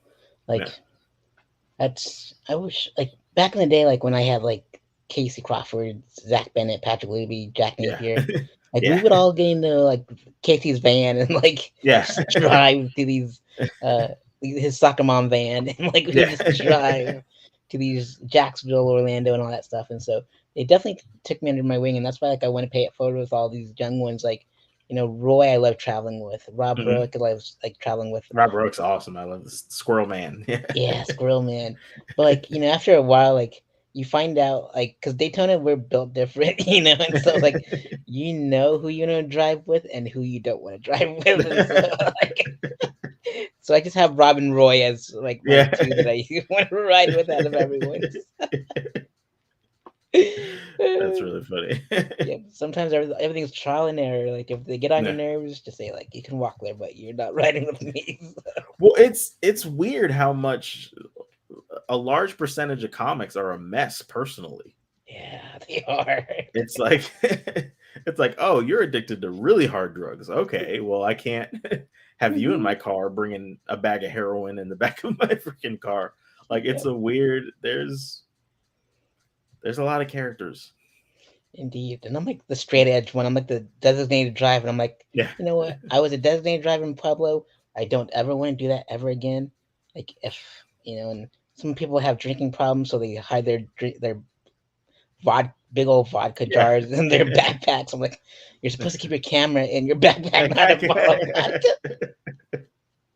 Yeah, Oh it's jeez. Yeah. yeah. So I'm like, and that's why like I fly solo most of the time. It's like I just want to get caught up in that. It's just like I Mhm. don't know. And sometimes I work out a system where like Daytona Comics meet me up in Palm Coast, and Mhm. then we ride out to Jacksonville, and then Jacksonville Comics meet up in Palm Coast, and we drive out to Daytona, Orlando. And Okay. I had that system set up for a while, but I'm like, I don't want to be the one that's driving all the time. Yeah. And then Yeah. some of them they don't represent me well, and Yeah. I I have this reputation to protect. It's like Mhm. it's no disrespect to them, but like people Yeah. know me that hey, you hook us up with like free photos and help us out with video and you put us on with the festivals and stuff. It's like and like if there's like a new kid on the block and they're just like a hot mess, Mhm. I'm like no, like you're not gonna ruin Yeah. my vouches, my name on these comedy streets. You're It not. took years for you to build your reputation. Yeah. Yeah. So you can't let somebody run around and mess that up. Nope. And Yeah. so, and when I vouch for someone now, it's like when I vouch for like Bush shit sandwich, like Ross is like, all right, Mhm. I know this kid's good or this person's good. It's like I'll put him Yeah. up because you said Yeah. so. It's like all right, good. Yeah. Yeah. And so I haven't struck out once yet. So I'm like, all right, I'm doing good. Yeah. And like shit sandwich is like my favorite room ever. Like Really. my favorite show ever. Like in Mhm. Orlando. I Yeah. mean, they got everything else, but like there's something about Bush. Everyone's attentive, respectful. Like Ross like says, "Don't heckle, or I'm gonna jump down your throat." Like he runs it like a general. I'm like, I love this guy so much. It's like, and everyone's there just for the laughs, and it's like so Mhm. intimate and dark, and the crowd, and like it's well lit on stage. It's just Mhm. perfect. Have you done such a sandwich? I don't think so. Oh, Yeah, I don't know. you Yeah. got to do they do it every first and third Saturdays, and it's That's- just like And is it an open mic or a showcase or what is it? showcase five Showcase. minutes of your best stuff. Okay. So Hmm. if you need to do like the Wednesday mic and stuff, but like Mhm. I mean I know you got 5 minutes, so if you Oh want yeah. yeah. Yeah. It doesn't pay, but it's Yeah. like I'm telling you, it's the best room in Orlando. Like Yeah. it beats every single one of them, like hands down. Yeah. I'll check the next time the guys are going out there. I'll see if I can ride out there with them. Yeah, Have you well you haven't been to the Laugh Attic yet. I haven't. Okay, so have you heard about it? That's the room that me, Brian Milligan, and Eugene set up in Merritt Island. Yep. Yeah, so I, that is it has a very similar vibe. When you get there, it's a tight space, it's dark. We keep the room pitch black except for a blinding stage light. And it's we're working on building our own. It was weird. I had this idea. There's a improv comedy club here in Brevard called the Funky Dog Improv, and it's owned by the improv artists pay dues to this like little organization, and that organization rents the space. So the actual improv troops own their own improv club. And I was like, man, how cool would it be if comics could come together and start their own comedy club?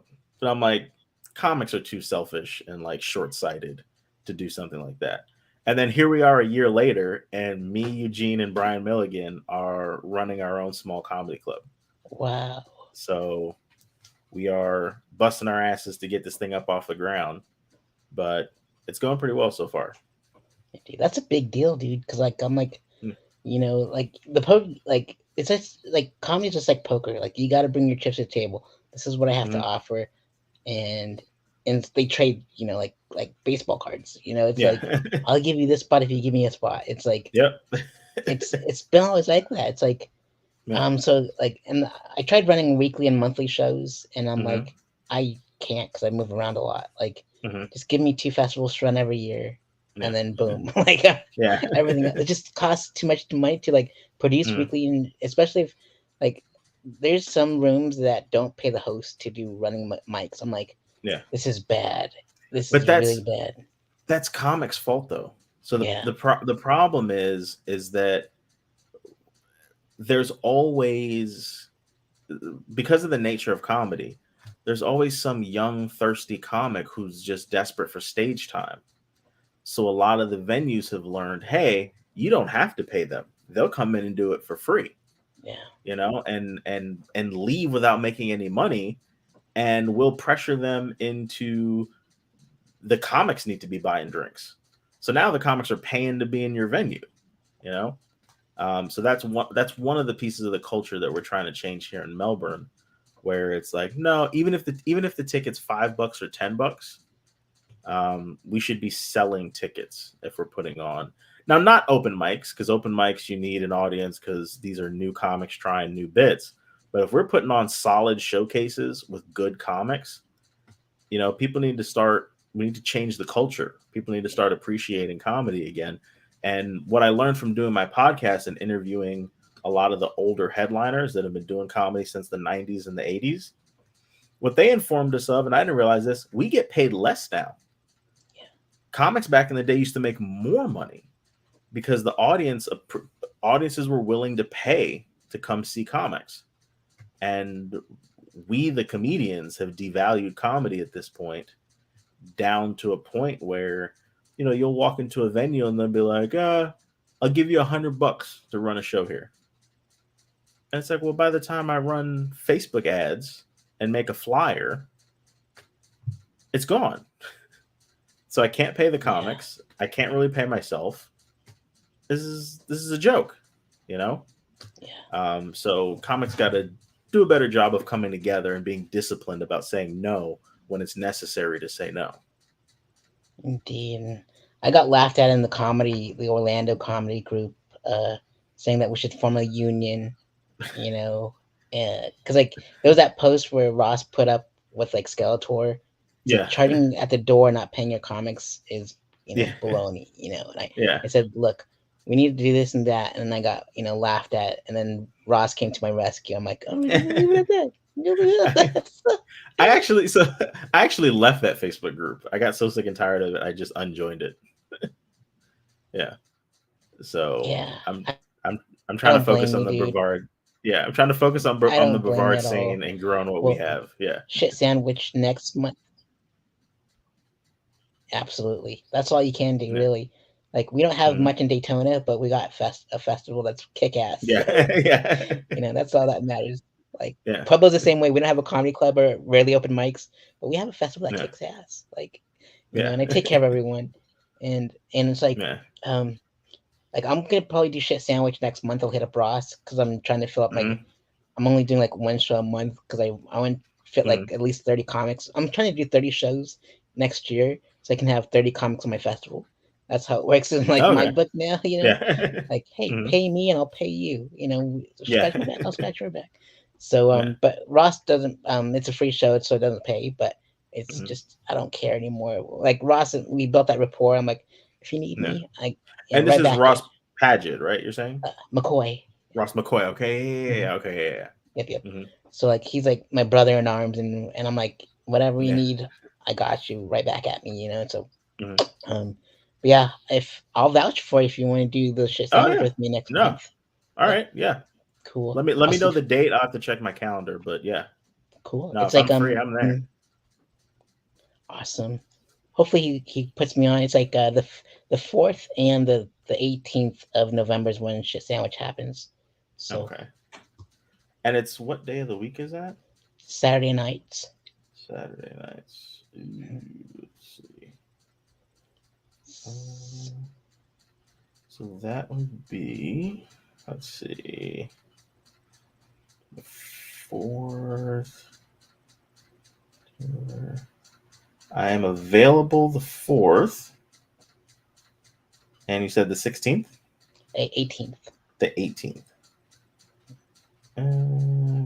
I'm booked the 18th. So it would have to be the 4th. Okay, I'll Yeah. reach out to Ross the week of, and then Okay. I'll say, hey, I vouch for Chris. Maybe be Hmm. on a shit sandwich, and then Yeah. hopefully he says yes. Yeah. But he does this one thing that just you remember, your joke, you're the 3-day weekend. Yeah. Like we went and we did Orlando Fringe together because I for some strange reason two of my shows got picked up. I went to High and Dry Mhm. Comedy Show where we all write two topics in and throw it in a bucket. We have to come up with a set on a 5-minute set, like on the spot, and No. uh, and he was like he couldn't think of any ideas, so like he sang The Weekend, like Yeah. Blinding Lights or whatever that song is, like word for word, puts the instrumental on and just like Just kills it afterwards. karaoke's. I was like, this is like the best set ever. And I caught it on film when I put it on my YouTube channel. I was like, this is great. And now he does it like at almost every like showcase he's on, like Larry Fulford's show. He did it at my festival this year. I'm like, God bless you, you beautiful soul, you. Oh man, but he's such a great guy. Like he's a huge fan of The Weekend. Like he's like, uh, oh man, yeah. You wouldn't believe it, but mhm. he just goes to all the Weekend's concerts and like Really? it's yeah. He has a Weekend shirt. He goes to his Hollywood Halloween Horror Nights The weekend show? weekend. Yeah, yeah, Yeah, like he just goes to all the Weekend stuff. I'm like, yeah, I wouldn't have guessed it, and I'm like, yeah. ah, he's he has like jokes about Jewel, Cypress Hill, and the Wu Tang Clan on stage. I'm like, this guy is so awesome. I love him. Yeah. But I'll reach out to Ross on this, about the 6th and get us on. Where do you see your Awesome. comedy journey in the next 5 years? So in the next 5 years, my intention is to kind of grow everything that I'm doing. I'm trying to create a sort of a symbiotic triangle between everything that I'm doing. So my podcast is the Funny Style Podcast, where I interview comics. So I plan on growing that podcast to the point where I want to start doing paid interviews. That way I can interview bigger and bigger guests. So my intention is to start. So I mean, like we have the King Center in Melbourne, which is like our big theater, and I mean Jerry Seinfeld. I've seen Jerry Seinfeld there. Big comics come through there. So I've actually started to reach out to the managers of the big comics that are coming to the King Center in hopes of getting interviews with them. And I hope in the future when I can bump up the paid interviews, then I can start getting big comics. So I intend to grow my podcast. The next step is the van. And then once I do the van, I intend to, not intend, I already have a YouTube channel that coincides with the podcast. And that's going to include podcast clips as well as these short documentary films I'm going to make whenever we go out and tour with the van.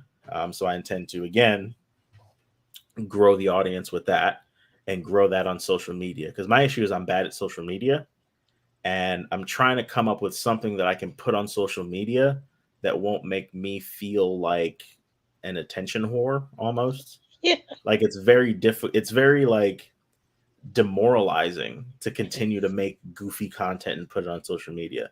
So my idea, by recording the behind the scenes stuff from this comedy tour, I can use that stuff to grow my social media without me having to do these weird performative things. So there's that. And then, now I'm headlining in sort of smaller rooms, featuring in the larger rooms. So my goal over the next 5 years is to move into strictly headlining, and then start to take over definitely the southeastern part of the United States on a regular basis. And then I intend to hit New York and LA twice a year every year. Wow. To where I'm building those relationships. Because I mean, my intention is to get to a point where we're making, real money doing comedy, because what we're learning with the Laugh Attic is it's cool to be running a show every week at one venue and then 2 other shows at different venues once a month. I have a lot of data coming in terms of how most efficiently to market these comedy shows. Because there's a big difference between marketing a comedy show with a known comic that's famous. Now all you really need to do is to let people know they're coming and people want to see them. Well, if it's unknown, not famous comics, you really got to entice the people to come. Why should I come see this nobody? So as we as a team get better at mastering that marketing, if you can sell, if you can use Eventbrite and you can sell 50 tickets at $20 a piece, that's $1,000, right? Most shows, and most of these small shows, you go around, they pay maybe $100. They pay maybe $200 if you're lucky. I get paid on a regular basis. You make $250 for an hour, versus once you master the ticket part, what I intend to do is take my crew of comics, put them in this van, and I've been making a list of music venues, because small music venues have the lighting, they have the stage, and usually they have a little following in their community of people that come out to the events at that venue, So I found some places in Georgia, South Carolina, North Carolina that I'm going to start to hit up once we've mastered this marketing, to where it's like, hey, we're going to come in, either rent out your place or do some sort of door deal with you. And we're going to sell 50 to 100 seats at $20. And if we can profit $1,000 and I can put, $500, $600 in my pocket, give the feature $200, give the host $100. Now we're all getting paid more money than we would normally get paid, by a lot, because normally features are getting $75, $100. Now I'm giving the feature $200, giving the host $100. I'm pocketing $600. Everybody's making exponentially more money than they would at these little shitty shows. And now we're sort of taking control of our own destiny as comics, And if you can do that, multiple weekends a month, now you're making $2,000 a month doing stand-up. That's a lot of money for like $2,000. Like, whew, like that's like 25 grand a year. Isn't Yeah. it? I think, yeah, something like that. Yeah, $2,000 a month. Yeah, basically. Yeah, 25 grand a year. So if I pretty... can do that and add that to my income from my day job, because my goal is to get to a point where even if I never become famous, I put myself in a position to be good for the rest of my life. If I never become famous and I can make $100,000 a year between my day job and doing stand-up comedy, I'm happy. Man, I gotta connect you with my buddy JP Leonard from Lafayette, Louisiana. Like All right. he runs like a boss like room, but he brings like Roy Scovel in. Like a bunch of these comics, these famous comics, go to his room because they know they get treated well. And you're like the JP of of Melbourne, like, and Well, thank you. yeah, Yeah. and I met him doing this, like, like the Hmm. speakeasy, because like, Hmm. like I'll make, like, how I started off was like I found a friend that moved to a certain city. I said, Hmm. all right, after I interview you, you got to nominate 5 people to be on my guest, and then it Hmm. just one after the other. It just starts spreading like wildfire. Yeah. I'm like, people like that didn't think I'd ever know are connected now. It's like Yeah. I met like Mike Honore. He's like one of the best in Louisiana, and he Uh, has this killer Candyman joke on his album called uh, it's called Splendid Afternoon. Is his album, and it's just like That's cool. chef's kiss on that Candyman, because that's, oh man, I tweeted it to Tony Todd, and he was like, Yeah. "Oh man, this is great." Like, Yeah. I'll send you the. I'm gonna message my, like, write a note to like send you that Candyman joke, because that Yeah. Candyman joke. Oh my god, it's Candyman to Chris, Mike Honore. That album is so good. I'm like, ah, jeez, chef's kiss. But yeah, and I love what you're doing. I'm like, and they said, to be a comic, you got to be either funny or interesting, right? Mhm. And then everyone's on board, and then, like, like when I produced that show at the Orlando Improv, I did it smart, because it was like, all right, I can't put my Daytona comics on there because it'll make me look bad in front of Krista and Ken in the Improv, right? Yeah. Not to say that they're not, because they don't have any, they can't put chicks in seats in Orlando, especially since Yeah. they rarely go out there. So it's like, and we tried doing the Fat Fish Blue stage, and there was like Mhm. two of their girlfriends showed up and nobody else. Yeah. And like Ken took a photo of us, and I'm like, killed my soul. And I'm like, I'm glad I'm going to the Orlando Improv, or the Orlando Fringe, because like my short film slash documentary slash comedy specials world premiering, so I got to go to that. So Yeah. you guys go ahead and tell the jokes instead of the two girlfriends. Yeah. And so but but Ken's full of shit though, because some of the nights, even if there's Orlando comics, mhm. that room will still be empty sometimes. So Yeah. And you yeah. know what the smartest thing to do to pack that place out there though is, Mhm. like, no matter what room you go to, Mhm. reach out to a nonprofit organization like your mom's, or like a charity, and say we are raising funds, or food drive, or toy drive, or clothes drive, whatever, at the show. Reach out to them, set that up, and they'll bring their whole crew to do the drive. And that's how we packed out that place out, and everyone is attentive, Oh, and we were wow. doing something good for the community, and Yeah. like we killed that night. It was for like uh the center's, it's a LGBTQ, like, the pantry or something. And Hmm. so like everyone brought so many canned goods and everything, Yeah. and everyone was like watching us do jokes. It was like, man, so whenever you go to a city that you have yet to break into, get Hmm. together with an NPO or a charity and pack that place out. Perfect way Yeah. to do it. It's like perfect way to do it. That's pretty smart. Yeah. So I mean, I built my name up in Colorado and Pueblo, so like it's a breeze now to like for my fest, because they bring their fans, and then it's like it's already Yeah. built in. So, and it's free Hmm. to get in. So it's like free music, free comedy. Sign me up, Yeah. So, Yeah.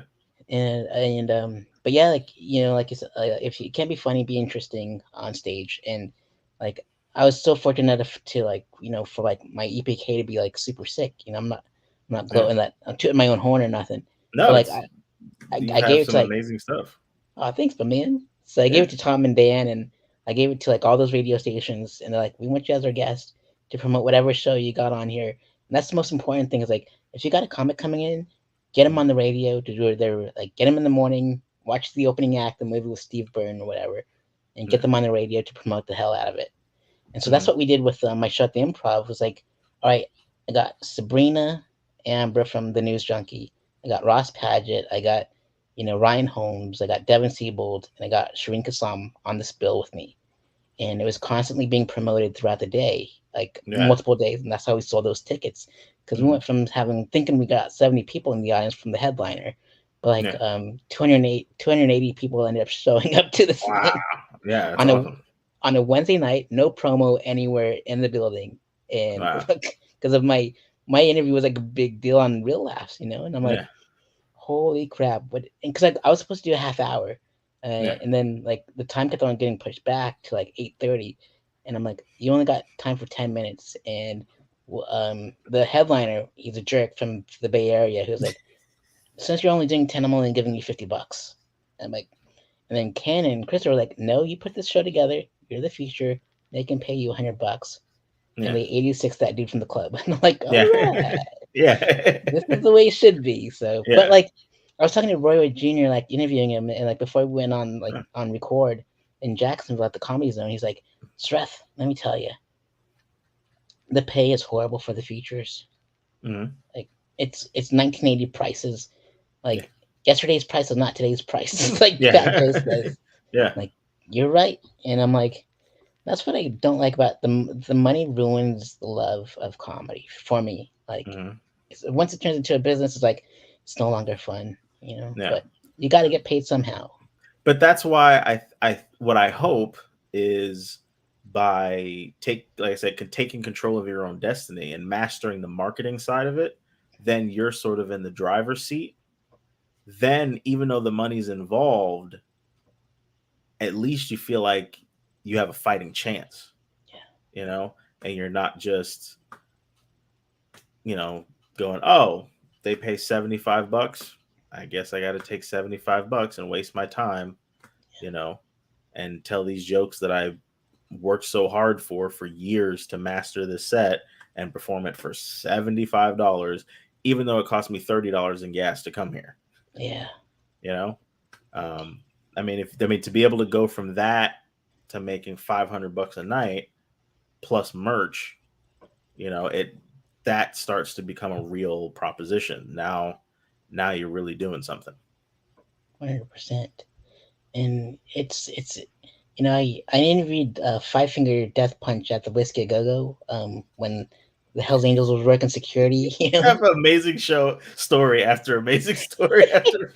Okay. It's like, and the interviews on, and I was like dressed up Wu Tang head to toe at this metal press conference, right? And like Chris, I was talking to Aaron Moody, and he's like the lead singer. He goes, Rob Zombie taught me a very important lesson. You don't make your money on stage for the hour. You make your money off stage for the 23 hours that you're not on stage. Yep. And then when he told me that, I'm like, I can totally make money off stage by just filming the comics and filming their sets and just charging the small rate. And they'll be, oh yeah, I'll pay that, Mm-hmm.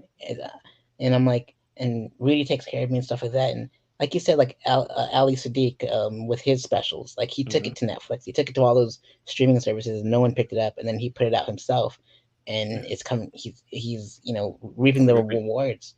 It's like you Yep. gotta bet on yourself out here. It's like Joe Coy the same way. He shot his special, raise the funds. He's like, here, I made it already. Put it out on your Yeah. platform, and then he Mm-hmm. just blew up off that. It's like, man, shout out to Joe Coy for those kind words. Because without Yeah. those kind words from me, I was like, whew.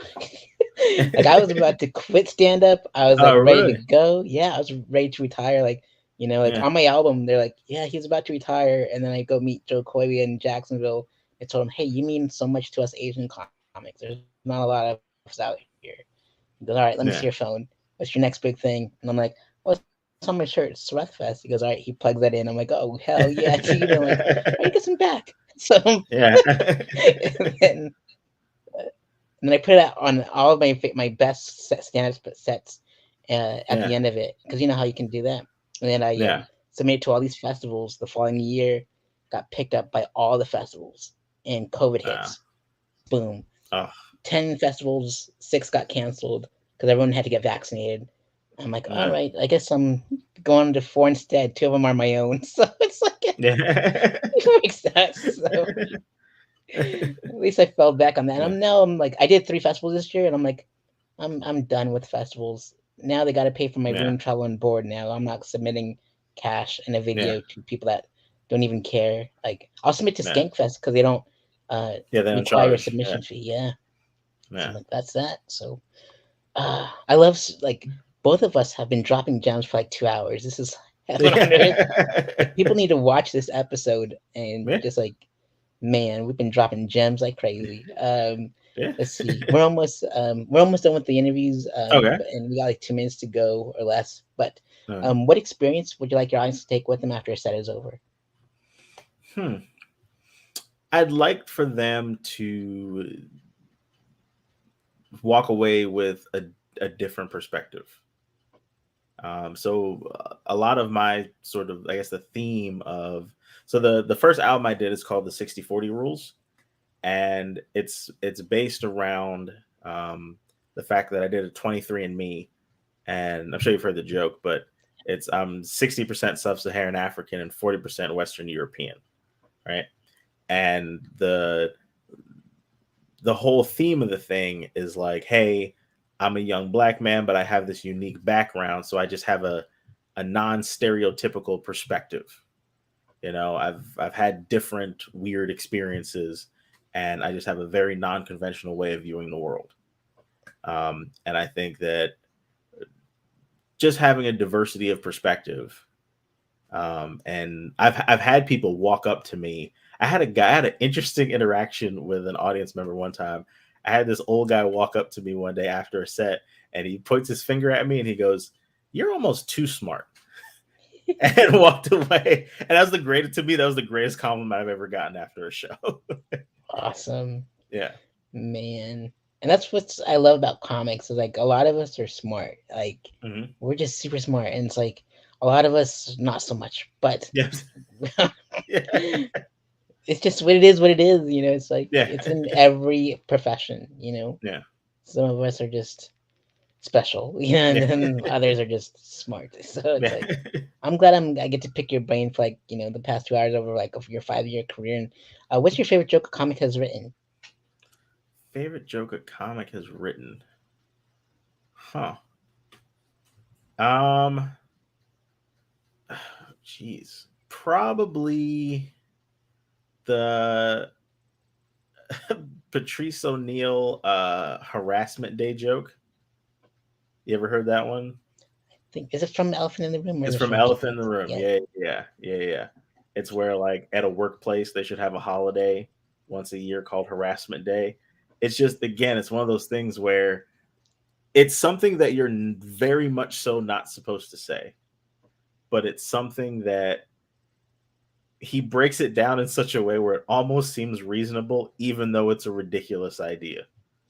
And I think that's what's so cool about stand-up comedy. The whole job is you're able to come at something from a perspective that people do not see coming, but do it so well that they almost are open to even though this idea is stupid, they're almost open to it because you've crafted it so well.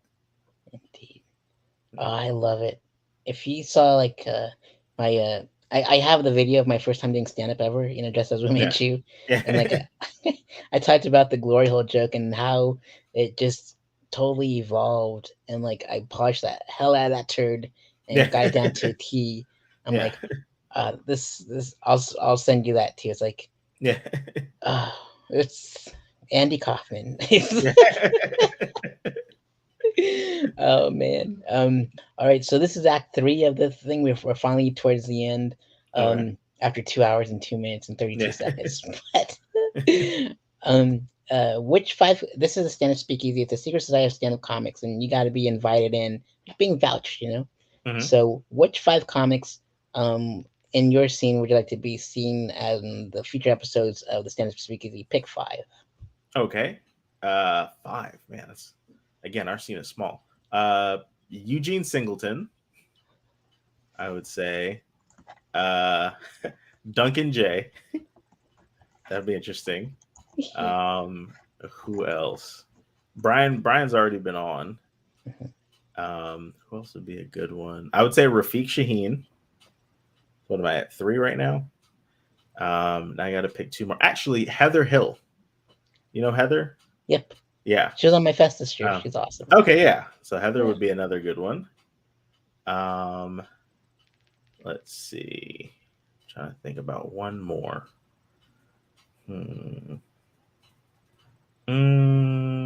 Preach Carter. Awesome. With that, yeah. Good stuff. I had him on the fest this year too. So Yeah. yeah.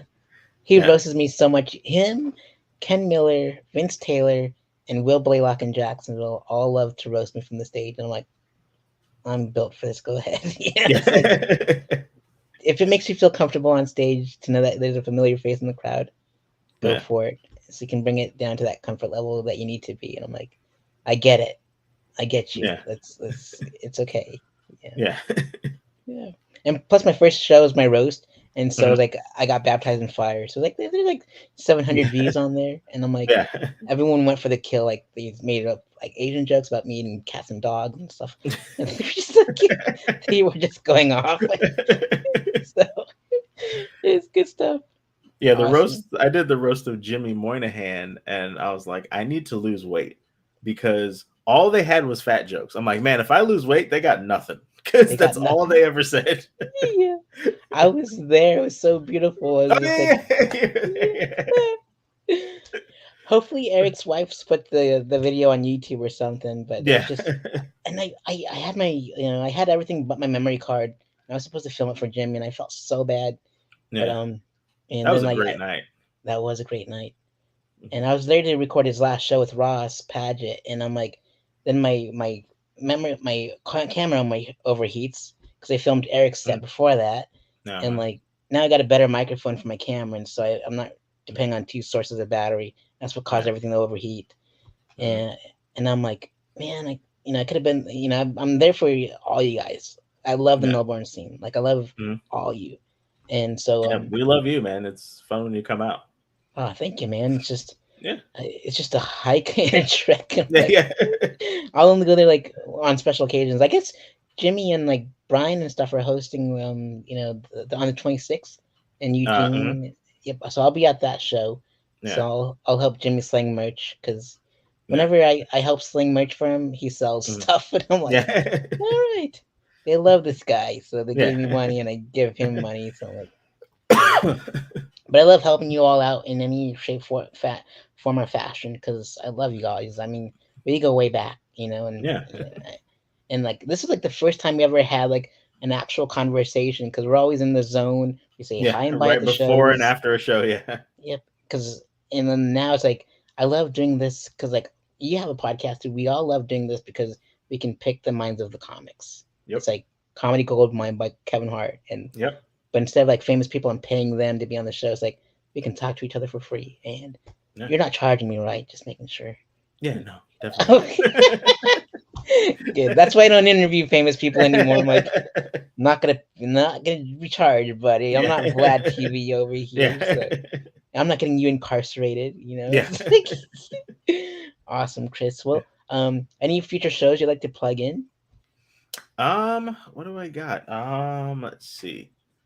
Over the next, let me see. Oh boy.